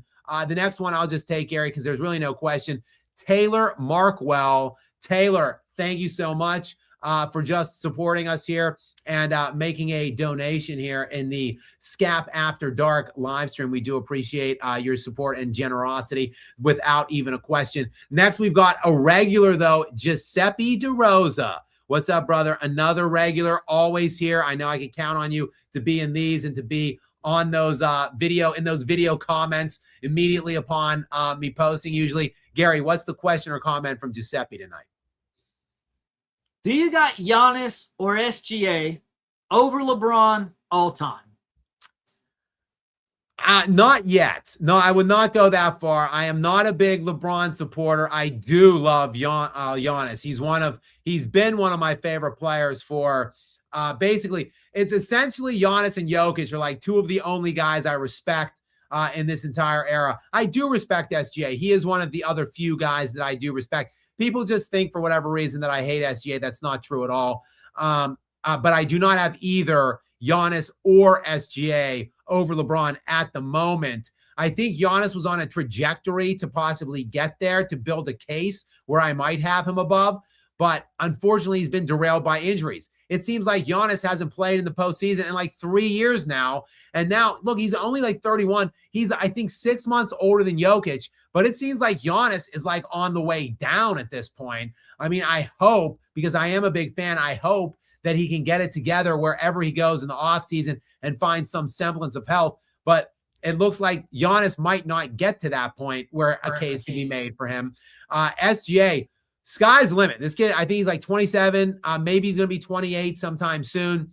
But he's going to get 2 MVPs and, in my estimation, 2 championships. He will have back-to-back league MVPs and NBA championships and finals MVPs.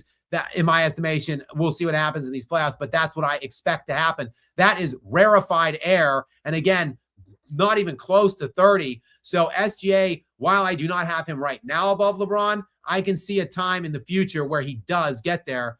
Good question, though, Giuseppe. Next in, we've got Adam Freeman. What is up, Adam? Welcome to the live stream and to the waters are always warm in here. Gary, what does Adam have for us? Great to see you live again, Skap. Outside the top 4 MVP candidates, which players deserve some recognition? Jaylen Brown, Cade, etc.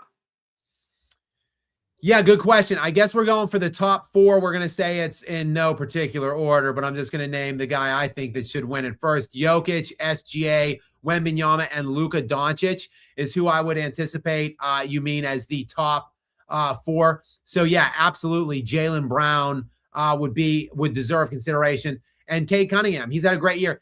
I think Cade's kind of hurt because he missed a bunch of games at the end. And the Pistons still looked really good against other great competition still down the stretch without Cade Cunningham. So that kind of hurts his case, I think, just a little bit. But yeah, Jaylen Brown to me should get serious MVP consideration.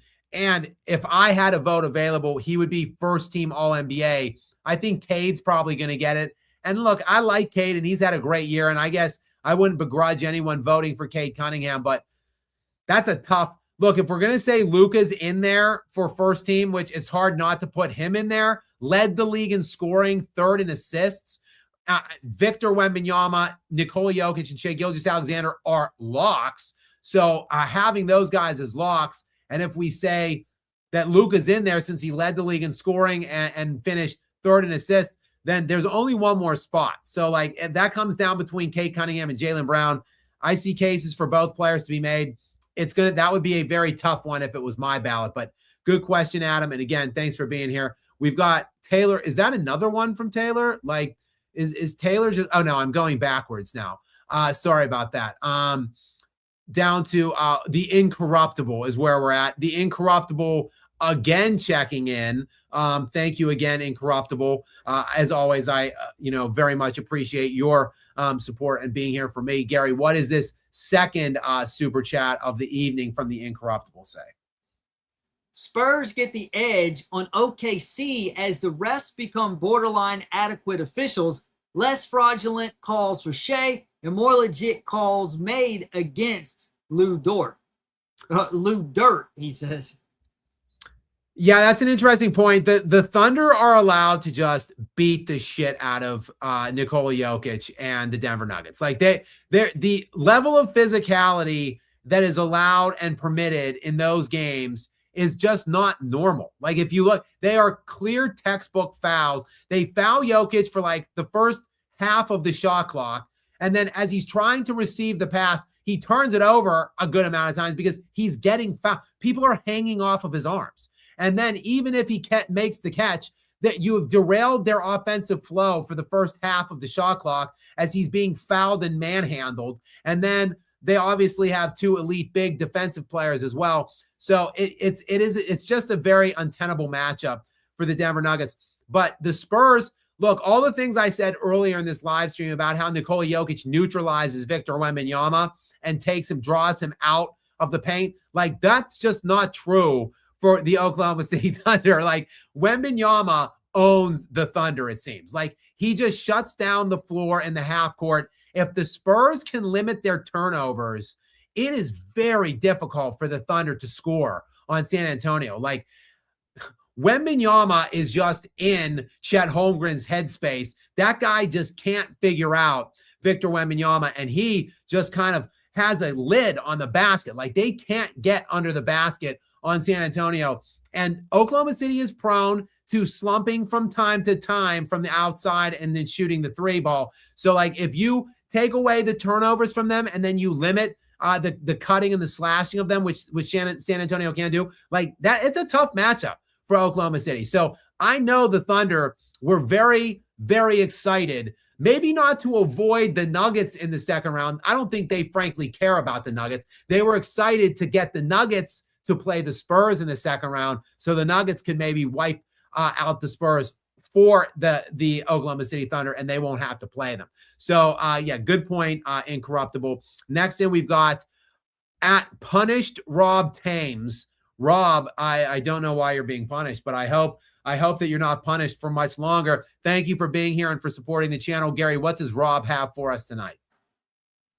My Magic spent 4 first-round picks for a guy who got them a 4-game improvement in their win-loss record. Totally worth it. They were supposed to be so much better this year, and they really weren't much at all. Yeah, Rob. This is a tough one. I got to take this L because I thought your Magic were going to be like competing for a top 4 seed this year. I think they were the 7, maybe the 8 last year. I think they played Boston in the first round. So that would have made them the 8. Or no, Boston was the 2 and Cleveland was the 1. So yeah, I think it was the 2-7 against Boston last year. I think a 4-1 series. But every year Orlando seems like this trendy hot pick. And every year they just seem to be in the play-in and like lose in the first round. So I thought this year was going to be different.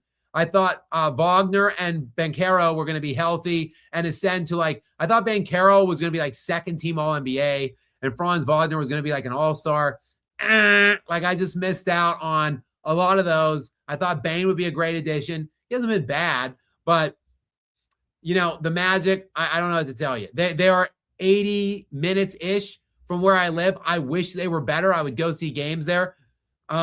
You mentioned they got you a 4-game improvement in the win-loss in the regular season, but that might not constitute a playoff berth this year like you had last year, because I think you might lose that game to Charlotte tomorrow night, unfortunately for you. So hopefully for your sake, and maybe for mine, if I want to go check out some playoff basketball, I guess I should be rooting for Orlando as well. But I kind of think Charlotte's going to win that one, unfortunately for you, Rob.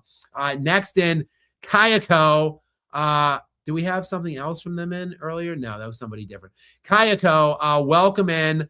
Thank you for being here and for the love here in the sponsor area. Gary, what does Kayako have for us? Warriors match up great versus OKC. Almost won 3 times. Is that true? I'd rather see Steph Curry than Dylan Brooks.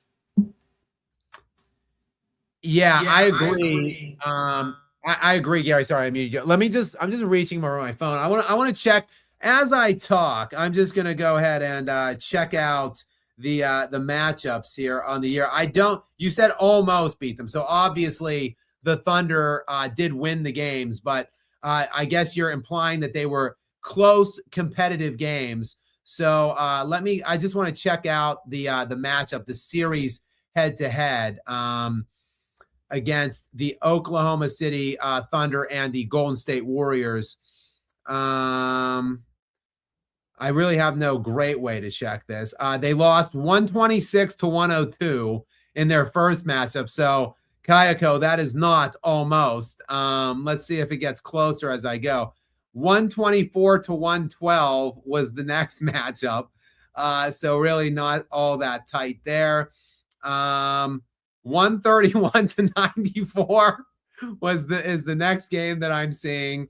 And then maybe it was only 3. I only saw those 3, but Kayako, maybe I read that wrong, but that did not look like close games. Go ahead, Gary. It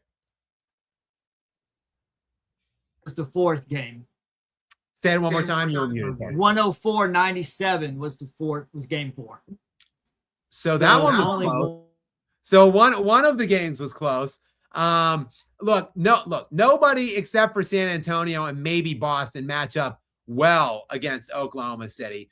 I don't think it's impossible unless even if Shea got hurt in the first game, the Thunder would still beat the Warriors. So it doesn't matter who gets in, but the Warriors and Curry being in will be more compelling than the Suns. I think the Warriors have a chance to take one game maybe off of them, not much more than that, but I think the Suns will get swept. So I guess I would probably rather see the Warriors in there, even though it will be highly unfair that the Suns missed the playoffs. But Kayako, thank you for checking in. We got Giuseppe DeRosa back in. Gary, what's this one from Giuseppe say? Skap, I think the Knicks are a sleeper pick. Not a terrible sleeper pick, Giuseppe. The Knicks they're kind of sneaky. Let me just look something up here real quick. I want to say the Knicks are like sneakily like a top 5 net rated team this year. Let me just pull that up real quick here. I'm in the playoffs. Sorry. Bear with me here. Net rating. Yeah, the Knicks are the 5th best net rated team in the NBA. So you've got Oklahoma City, which just is like heads and shoulders drastically above everybody else. The Thunder are 11.1 on the net rating. Pistons 8.4. Spurs 8.4. So the Pistons and the Spurs are the next best 2 teams other than the Thunder, but drastically beneath the Thunder. Then Boston just a tick below the Spurs and Pistons at 8.3. Then the Knicks in at 6.4, well above any other team. Houston and the Nuggets check in next, way below the Knicks. So the Knicks are sneakily, they have been a very good team all year long, and they are equipped for playoff success. So that's a good sleeper pick, Giuseppe. I wouldn't be surprised. I think it's a tough first-round matchup against Atlanta. Atlanta's been terrific second half of the year, but I think ultimately the Knicks come out of that, and that's just a bloodbath of a series in the second round, the 2-3, Boston and New York. I ultimately would like Boston in there, but wouldn't pick Boston necessarily with much confidence in that. I would rather see the Pistons for Boston. If I was a Boston enthusiast or rooting for the Celtics, I'd rather take the Pistons in the second round than the Knicks. So I agree with you that the Knicks, not necessarily a trendy pick, but they are a decent selection to go at least into the NBA Finals. And then I think, correct me if I'm wrong here, the Knicks won the in-season tour. The Spurs beat the Thunder in the in-season tournament. Then the Knicks beat the Spurs. We don't match up well against the Knicks. They beat us by 25. If we made it, we're going to beat the Thunder, make it to the finals, then lose to the Knicks in 6. Gary, the ironic thing is the Nuggets don't match up well either. I watched like the Pistons and the Nuggets. I think they either split or the Nuggets lost to the Pistons, but they were both very close. One of them, they almost won without Jokic. I would have no problem with the Pistons. And actually, I'm almost sure that the Nuggets beat Boston in both games, one with and one without Jokic. But the Knicks beat the Nuggets both times and slaughtered them one of the times. So, yeah, the Knicks, a pretty good little pick there, Giuseppe. We've got actually Giuseppe back-to-backs here. What's up, brother? Gary, what's this next one from Giuseppe say? Skap, Celtics had a Barney run. All teams were injured. Yeah, I don't really think that's one of the stronger championship runs to 2024. I will say this, though. While the run wasn't difficult, I agree. The East wasn't good that year, and all of the better teams were hurt. And then they got the Mavericks, which they just weren't ready for that. Luka laid down.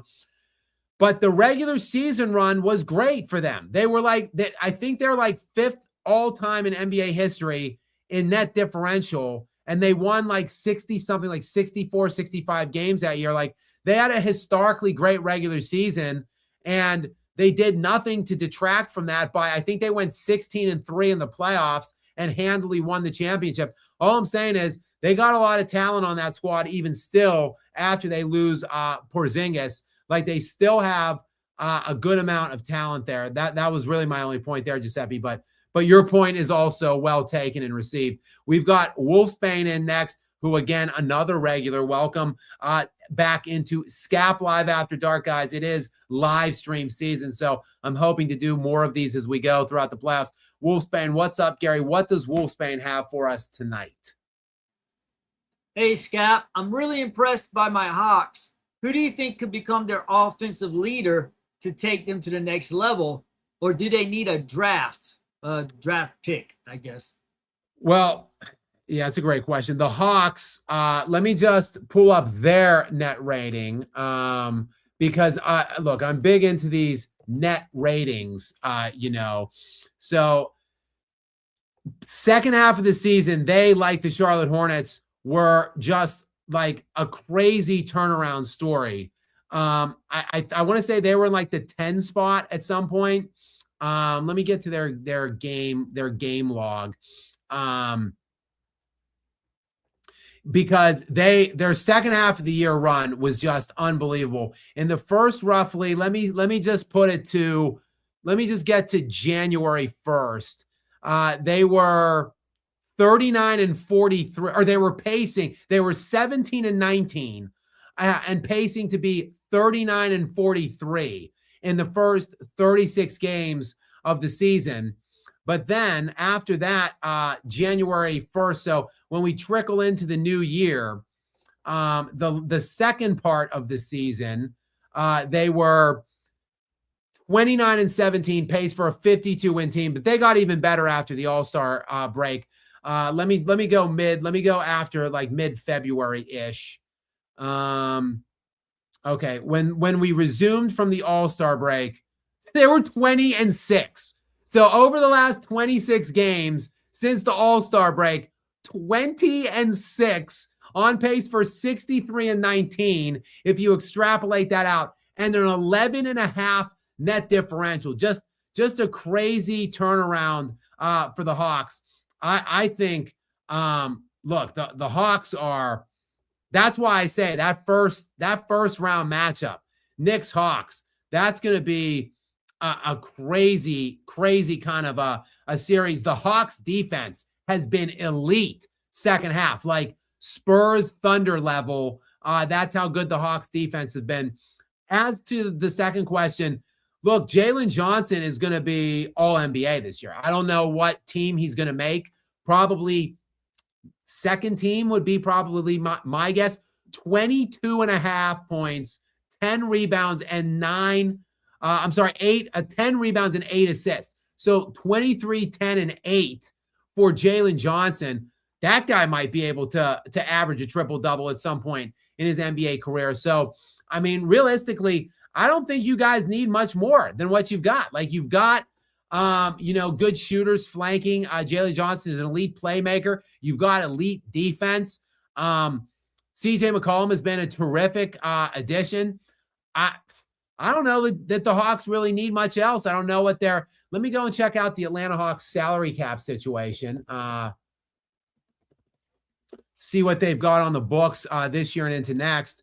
186 this year on the cap, 153 next. So they've got it's not like they have a bunch of availability in cap space. Also, CJ McCollum, $30 million this year, is on an expiring contract. And like I said, he's been great. So you're probably going to want to extend him, in my estimation. He's still, he's getting a little longer in the tooth. I think he's 34 years old. So probably not a massive contract needed to re-up him. But I say you just see what you do in this playoff run, make a little couple tinkering alterations for some role players in the offseason, and the Hawks are a contender. They're a player moving forward for several years now to come in the East. You got a bright future there, Wolfsbane. Next in, we've got none of the above, 101. None of the above. What's up? I think I saw a couple come in from none of the above, so we'll probably hear from you again, I guess. But thank you so much for being here, for supporting us. Gary, what does none of the above have? Skap, you giving Bron his damn respect if he beats Rockets. All jokes aside, watch out for the NBA meddling so Bron can look good. I think that LeBron and the Lakers have an opportunity to win that series. We didn't talk much about the Lakers and the Rockets series.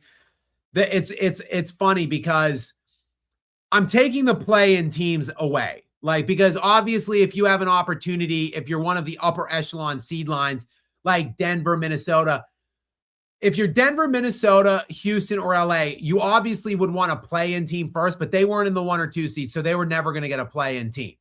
When you look at those 4 teams I just rattled off, Denver, who ended up with the 3, the Lakers, who ended up with the 4, the Rockets, who ended up with the 5, and the Timberwolves, who ended up with the 6.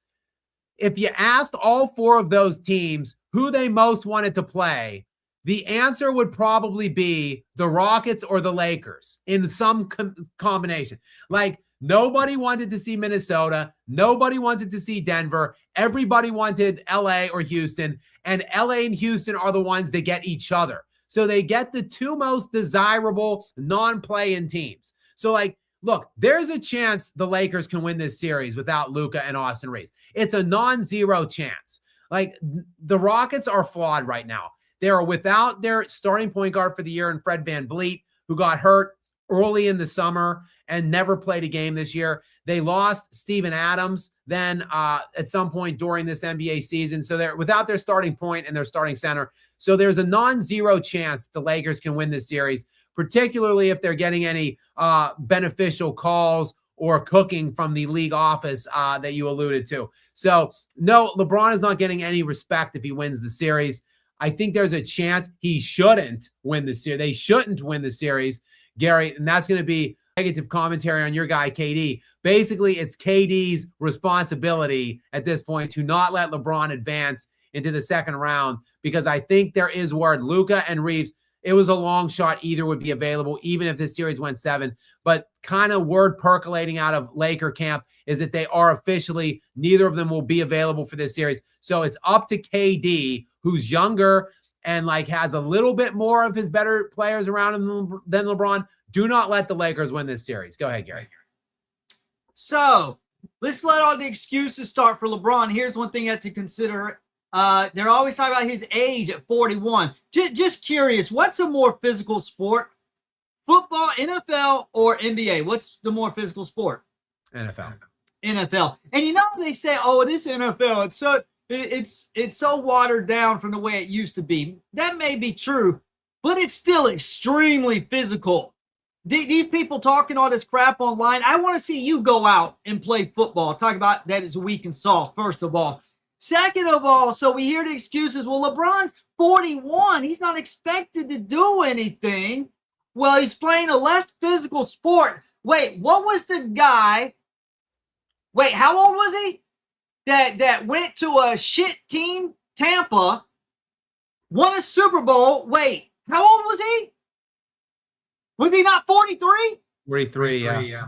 2 years older than you, LeBron, in a much more physical sport. Gary, so you have no excuses. Gary, real quick, I'm just going to mute you for 1 second to slide in this point. The next year, so they won the Super Bowl. Then the next year, 44, he led the NFL in touchdowns and yards that year and should have come back. Look, they went into the playoffs, won the first game. Then they went toe-to-toe with the Rams. They were down like 27-3, something crazy, 24-3. He came all the way back, tied the game with like 40 seconds left, and then his ass defense gave up over the top, and Cooper Flagg of all people, who had, not Cooper Flagg, Cooper Kupp, who had like, he was the wide receiver Triple Crown winner that year. They let him get over the top, break containment, and then the Rams kicked the field goal as time expired. They go on to win the Super Bowl. So Brady very easily could have won the Super Bowl that year as well, the year of 44 that he led the league in touchdowns and yards, just to enhance your point. So point is, no excuses, LeBron. You want to be in the GOAT discussion? Beat the Rockets. Lead the Lakers. You're the one taking nucleus player money. If you're getting paid like a nucleus performer, player, you better perform as if you're the nucleus. Because he didn't pay $52 million. How much did Tom Brady get when he was won the Super Bowl at age 43? $15 million. He took a pay cut. He got some bonuses with incentives, but he took a base salary of $15 million. He took a pay cut because he knows you need to save money to get better players. LeBron, it's not our fault you didn't do that. So he wants to use that excuse. Well, he didn't have players. Well, LeBron, if the GOAT knows Tim Duncan took pay cuts, other guys take pay cuts because they know they need other quality players. So if you don't have the mental bandwidth to understand that in year 23, maybe you shouldn't be in the GOAT discussion because you don't understand basketball is about more than raw talent. It's about the way you prepare. It's about the way you take care of yourself. And it's the way that you work alongside your franchise, in which we see your loyalty. You jump ship from Cleveland. You jump ship from Miami. You jump ship from Cleveland again. And now you're about to jump ship from LA. All you do, you're a bandwagon jumper, which also is just another example of why you don't have the mental bandwidth to be in the GOAT conversation. Yeah, I mean, Gary, yeah, we are as always aligned on that one. So no, not getting any cred, none of the above from me. Now, if they win the second round matchup, they'll get all the credit in the world. The second round matchup will be the Oklahoma City Thunder. So if they win that one, yes, they will be getting definitely some credit for that. Gary, next in the Incorruptible again. What's up, brother? Again, thank you so much for the continued generosity. Gary, what is this? Whatever, third or fourth question now, super chat from the Incorruptible. Fruit roll-up weight room routines are why players are chronically injured. KG talked about that with the truth, and everyone knows training is weak. Yeah, it's just so alarming. Like, I just don't remember this, like, growing up in like the 90s and the 2000s. Like, I don't remember all, like, it's so frustrating being a fan of the Nuggets. Like, that all year, it's like, can they just get healthy? Aaron Gordon his hamstring is always hurt. Cam Johnson he keeps getting hurt. Peyton Watson keeps getting hurt. Like, all of these freaking hamstring injuries. Luka Doncic, the Achilles ruptures, Tatum, Halliburton. Like, it's just, there are so many injuries, like, in the NBA that I'm just not used to seeing this. Like, if there's a guy that was particularly injury prone, he just couldn't get healthy, like, that obviously happens throughout NBA history that we've seen. That, like, Sam Bowie's or whatever, even like the Yao Mings or Bill Waltons, like, guys that just are prone to break down. But, like, by and large, like, most guys, like, it was a fluke injury if you got hurt and missed like half the year in the NBA for like most of the eras. Now all of a sudden, dudes are getting hurt. They're gone like 6 weeks, 8 weeks, the whole year. Like, it's just there's something Incorruptible. You're right. Like, something isn't right with the things. And don't get at me with like the way the games are played now or the playing style. Like, these guys said they load manage all year. Like, the players in previous generations were playing 70, 80 games every year in and year out, and they weren't accruing or incurring these kinds of injuries. So something is just it's just off. Like, we do, like, some health, like, panel of experts need to launch some kind of an investigation into what's going on here in the NBA at this point. Because you're right, it must be stemming from the weight room or the workout activities. That's like the only thing I can think of. All right, we've got Wolfsbane back in again. What's up, Wolfsbane? And welcome back into you, Gary. What's this next one from Wolfsbane say? With so many teams tanking this year, do you think they're just following OKC's lead from their tanking years before the ascension around 20 to 22? I don't remember OKC ever tanking. Were they? I don't remember that. They did. Yeah, they did kind of do some unsavory tanking activities following the trade, the Paul George trade, where they got all of the picks, and like SGA was involved in that trade too.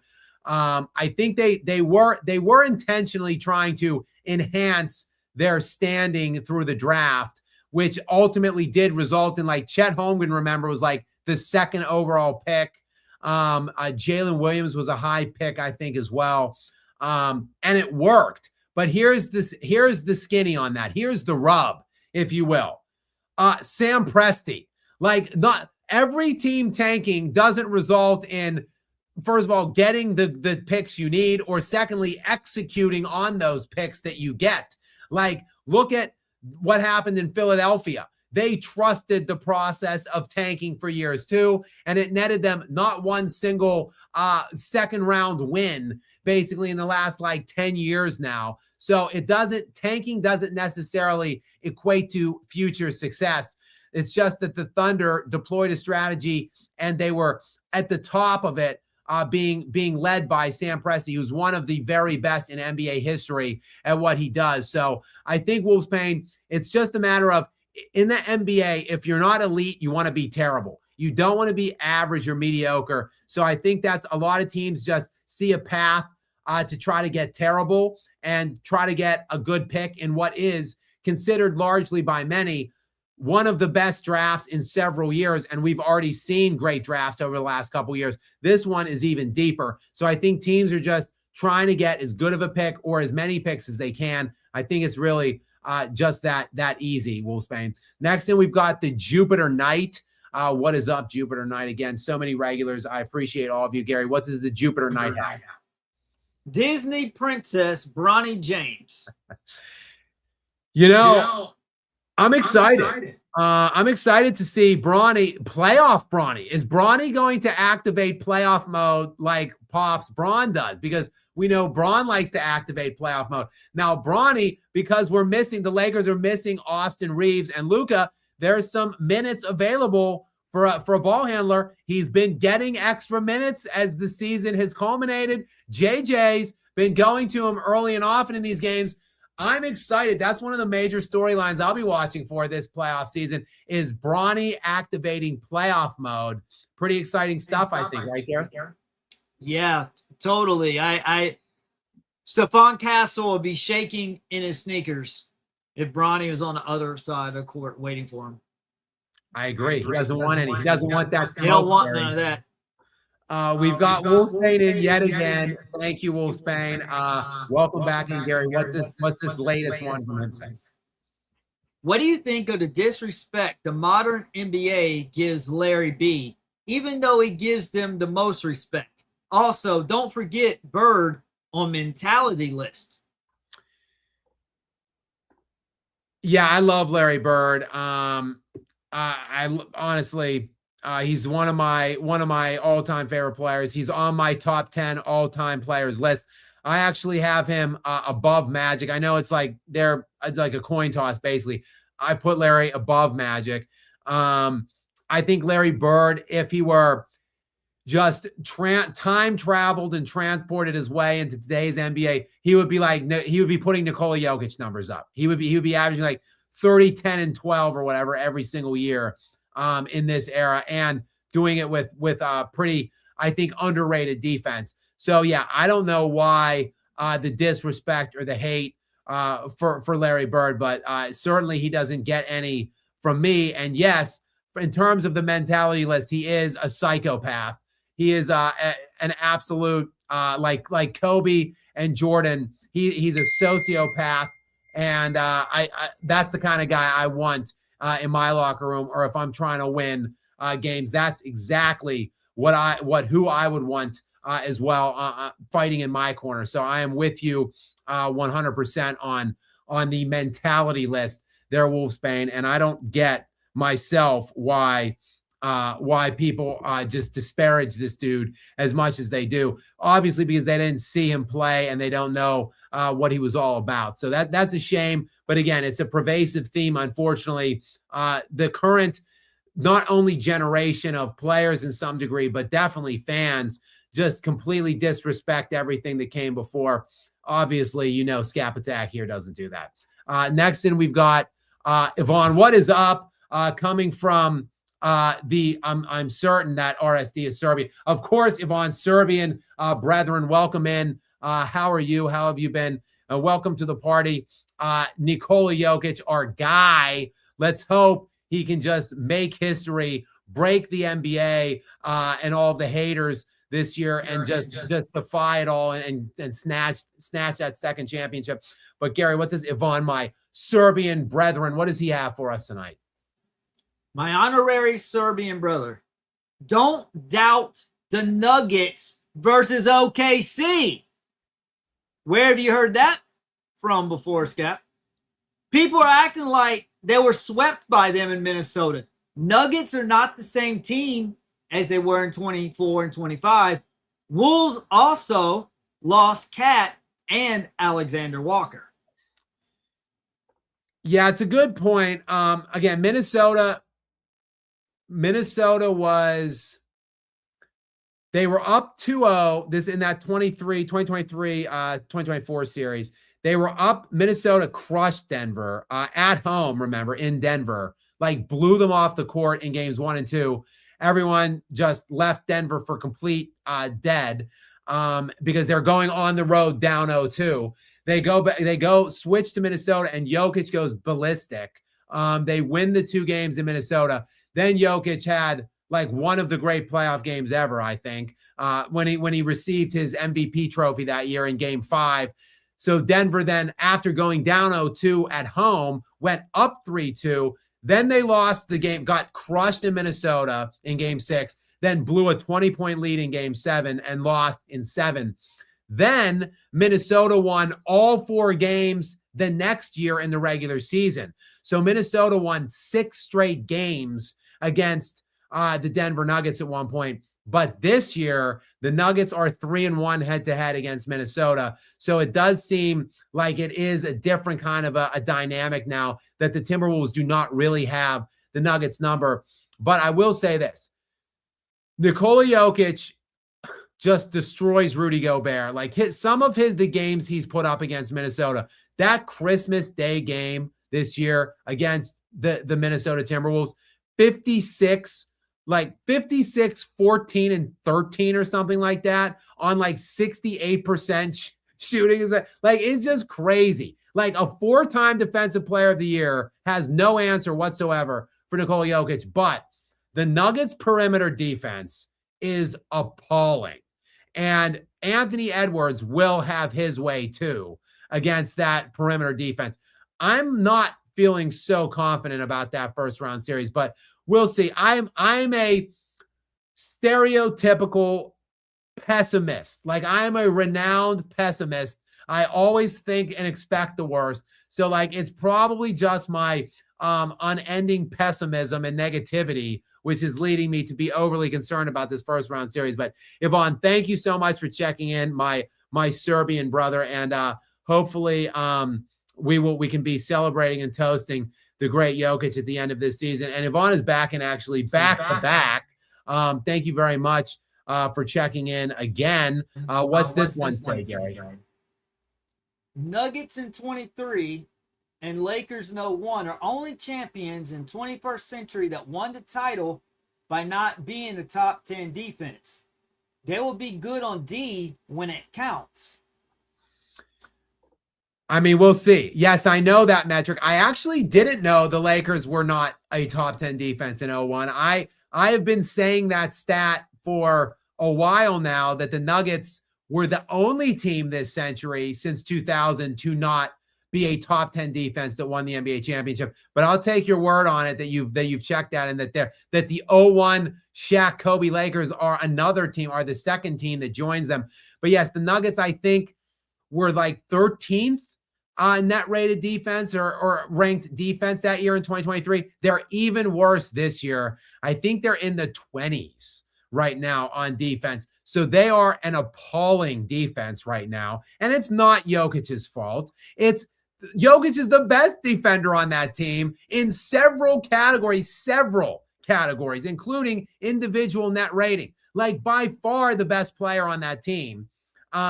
Now, look, Aaron Gordon transforms them a bit defensively, and he's played in all of 30 games this year. I think he's missed around 50. So if he's back and healthy, big caveat there, if he's healthy, then maybe they will be markedly better. I personally, Yvonne, would feel better if Peyton Watson were also healthy and available. But like, the two most really important guys to me in terms of providing that athleticism, providing defense, Aaron Gordon, Peyton Watson, both of them have those fruit roll-up hamstrings that could snap at any given time. So I'm just concerned about their long-term availability to win 16 games this year. But yes, if they have their entire complement available, I'm agreeing. I'm saying that there is a chance. Next in, we've got the Jupiter Knight again. What is up, guys? Thank you again so much for being here. Still, we're nearing 3 hours. This is a nice little warm-up for potentially some more play-in live streams or playoff live streams, late night style. Gare, what does the Jupiter Knight have for us this time? SGA is just a more talented Zaza. Wemby owns him. Yeah, I don't know about that. Yeah, I think SGA is a little better than that guy. Yeah, I mean, SGA, I have very little negative things to say about SGA again. I'm going to echo. I have a lot of respect for SGA. He's had some historic seasons these last 2 years. he's just not as good as Nikola Jokic. But nobody is. Like, Nikola Jokic just is the best player on earth, and it's not close. But that doesn't mean that I don't respect or that I don't have a profound respect for SGA. I think he's the second best player. Maybe he's been dropped to the third best by Wemby. I think I personally would put Wemby above SGA at this point. But again, like, that's subject to debate. If you tell me SGA, I'm not going to fight with you on that. They're all top three. And I wouldn't say that Wemby owns SGA, but he does kind of have the Thunder number, I think. So it would be interesting if the Thunder beat the Nuggets. That will be an interesting Western Conference Finals. Either way, I think Jokic will at least make it a little interesting, even though I don't think it will be as competitive as if the Spurs get there. But either way, we're probably going to have a pretty compelling matchup in the West Finals. Next, we've got Rob is back in, the Punish Rob Thames. Again, I hope you're not punished anymore. Well, and hopefully you're still here to have us talk about these questions. Gary, what's this next one from Rob say? Can we dissolve the Clippers and bring back the Supersonics back to Seattle, please? And I told Rob, we don't hate the Supersonics. We like the Supersonics. We don't want to punish them with that Clippers roster. Let's just let them do the expansion draft. They'll be much better off. Look, Rob, I don't curse often on this, and I certainly don't say certain curse words, even though I curse like a sailor when I'm not on camera and doing things on YouTube. But I'll just say F the Clippers. I hate them, screw them, because they made Oklahoma City this. Like, they built Oklahoma City into a super team because of their absurd and ridiculous trade with Paul George. They sent over SGA and like $1 billion draft picks, which all were good draft picks. And now they're still at it. These losers, these scrub losers, the Clippers, who were up by like double digits half the game last night, who were up the entire second half until like a minute left in the fourth quarter. And then that bum Kawhi Leonard, bum, because I speak very highly of Kawhi until he has no points in the fourth quarter last night and gags his ass off against the Warriors. And now, as a result, the Clippers are giving another lottery pick to the Oklahoma City Thunder, because the Thunder have this year's Clippers pick. So now they might be back-to-back champs with a lottery pick. Thanks for nothing, Clippers. I'm with you, Rob. Get them out of my face. Just take the team out of the league. I don't even want, and Ballmer gets no money back. He just loses all the money. Call it his fine for the Asperon, salary cap circumvention scheme. Like, he gets no, money back for his purchase of the Clippers. They just are dissolved, and he's out, and everybody is out of a job that is associated with them. I'm with you, Rob. Screw the Clippers. Next, we've got Diamond Burton in. What is up, Diamond Burton? I like that handle. Diamond Burton 2521. And thank you for the generous super chat. Gary, what does Diamond Burton have for us? Diamond Burton, great handle. Silly question. Crazy scenario, Skap. If all the lower seeded teams advance out of the first round, that's what we're going to have the Trailblazers and Suns advance out of the first round. Who do you have winning it all forward? Okay, let me take the comment down for a second. All right, well, look, so we've got, the 8th seed, we are unsure of who it is. I will just speculate that it will be Golden State on the west side and Charlotte on the east side. And then, of course, in the 7s, we've got on the west side, we've got the Trailblazers, and on the east side, we have the Philadelphia 76ers. If all the lower, so that would be 1, 2, 3, 4, the upper seeds. So 5, 6, 7, 8 are the lower seeds. If that's an interesting little question. I think I would pick in the NBA Finals the Timberwolves versus I'm going to go with the Timberwolves versus the Hawks, and the Timberwolves beating the Hawks would be my answer to that. Yes, admittedly, Gary, pretty crazy scenario there from Diamond Burton. That was quite a question indeed on that one. But yes, that would be that's my question. And Gary, do you have any input on that one? I guess the Timberwolves would be the best team in that scenario, I guess, or the Hawks. The Timberwolves or the Hawks, I guess. I don't know.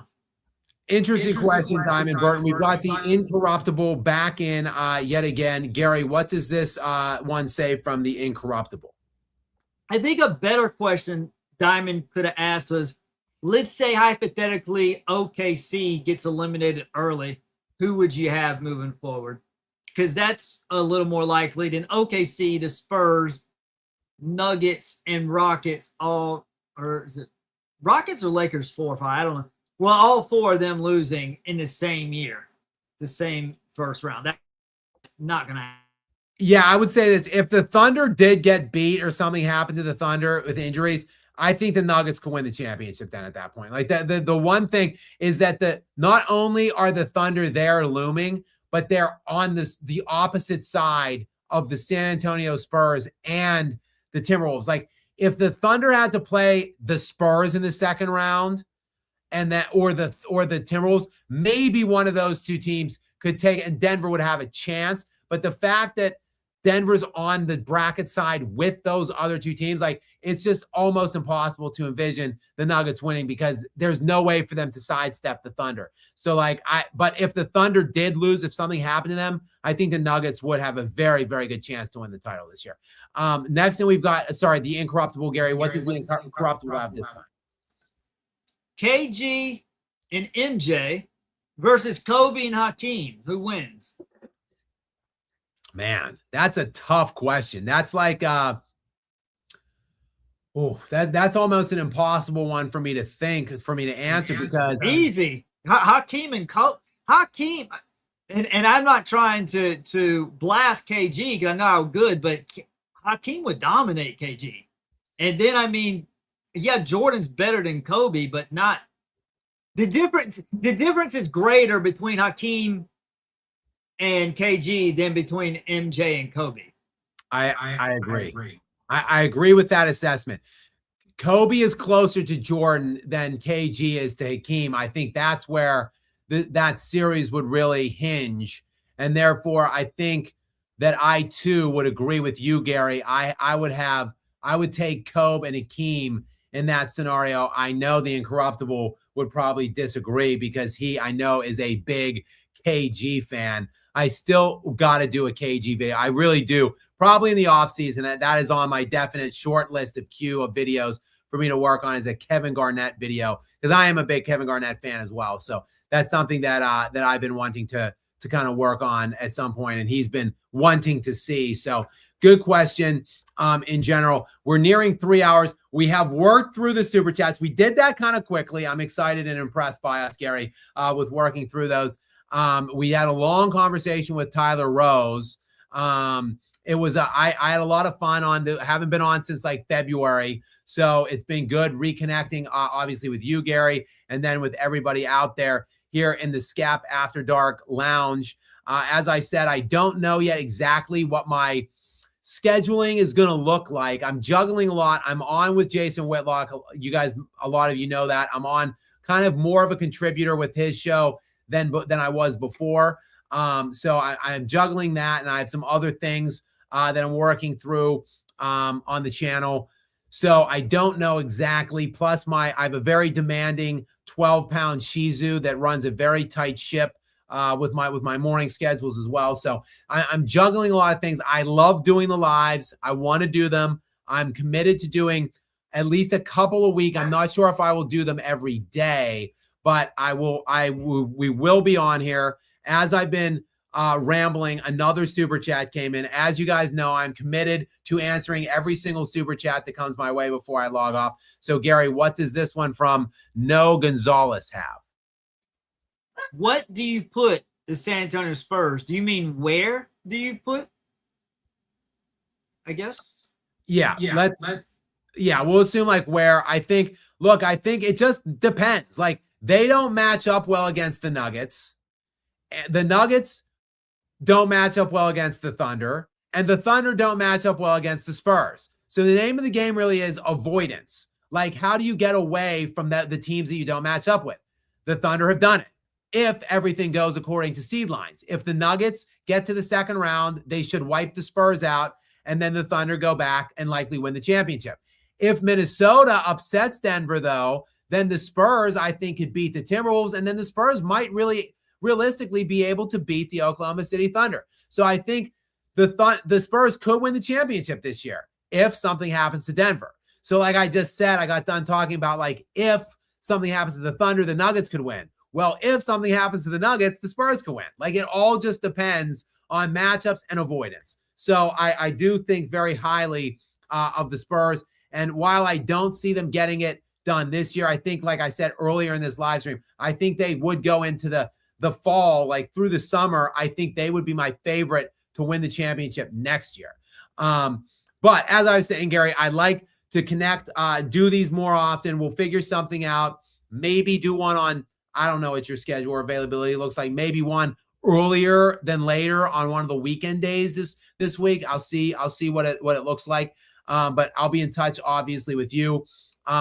Gary, many thanks, obviously, for you being here, by the way. Please do plug all of the channels that you're working on right now, including your sports channel. Well, I just have this, if anybody wants to go to my new video, I just made a new video about a new clutch shield that's being installed just in time for the playoffs. So you know what they're trying to do. You can check that video out. I have a movie channel, Gary 828 Movie Takes, if any of you are into movies. I'm just as crazy about movies as I am sports.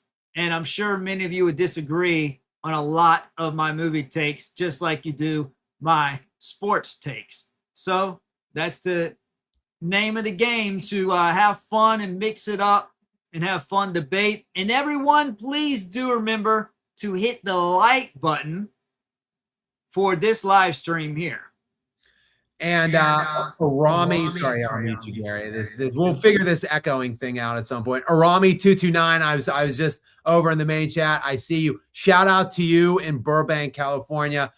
Much love to you as well, and much love to all of you guys for coming here, obviously, and joining me. I greatly appreciate it. As Gary said, please make sure you like whatever. Subscribe if you aren't. Turn notifications on to stay up to date with the random and weird times that I do all of those things. And I'll be seeing you guys very soon, either on a video or a live stream. Until then, guys, have a great night and enjoy tomorrow night's play-in finales. And I'll catch you sometime very soon.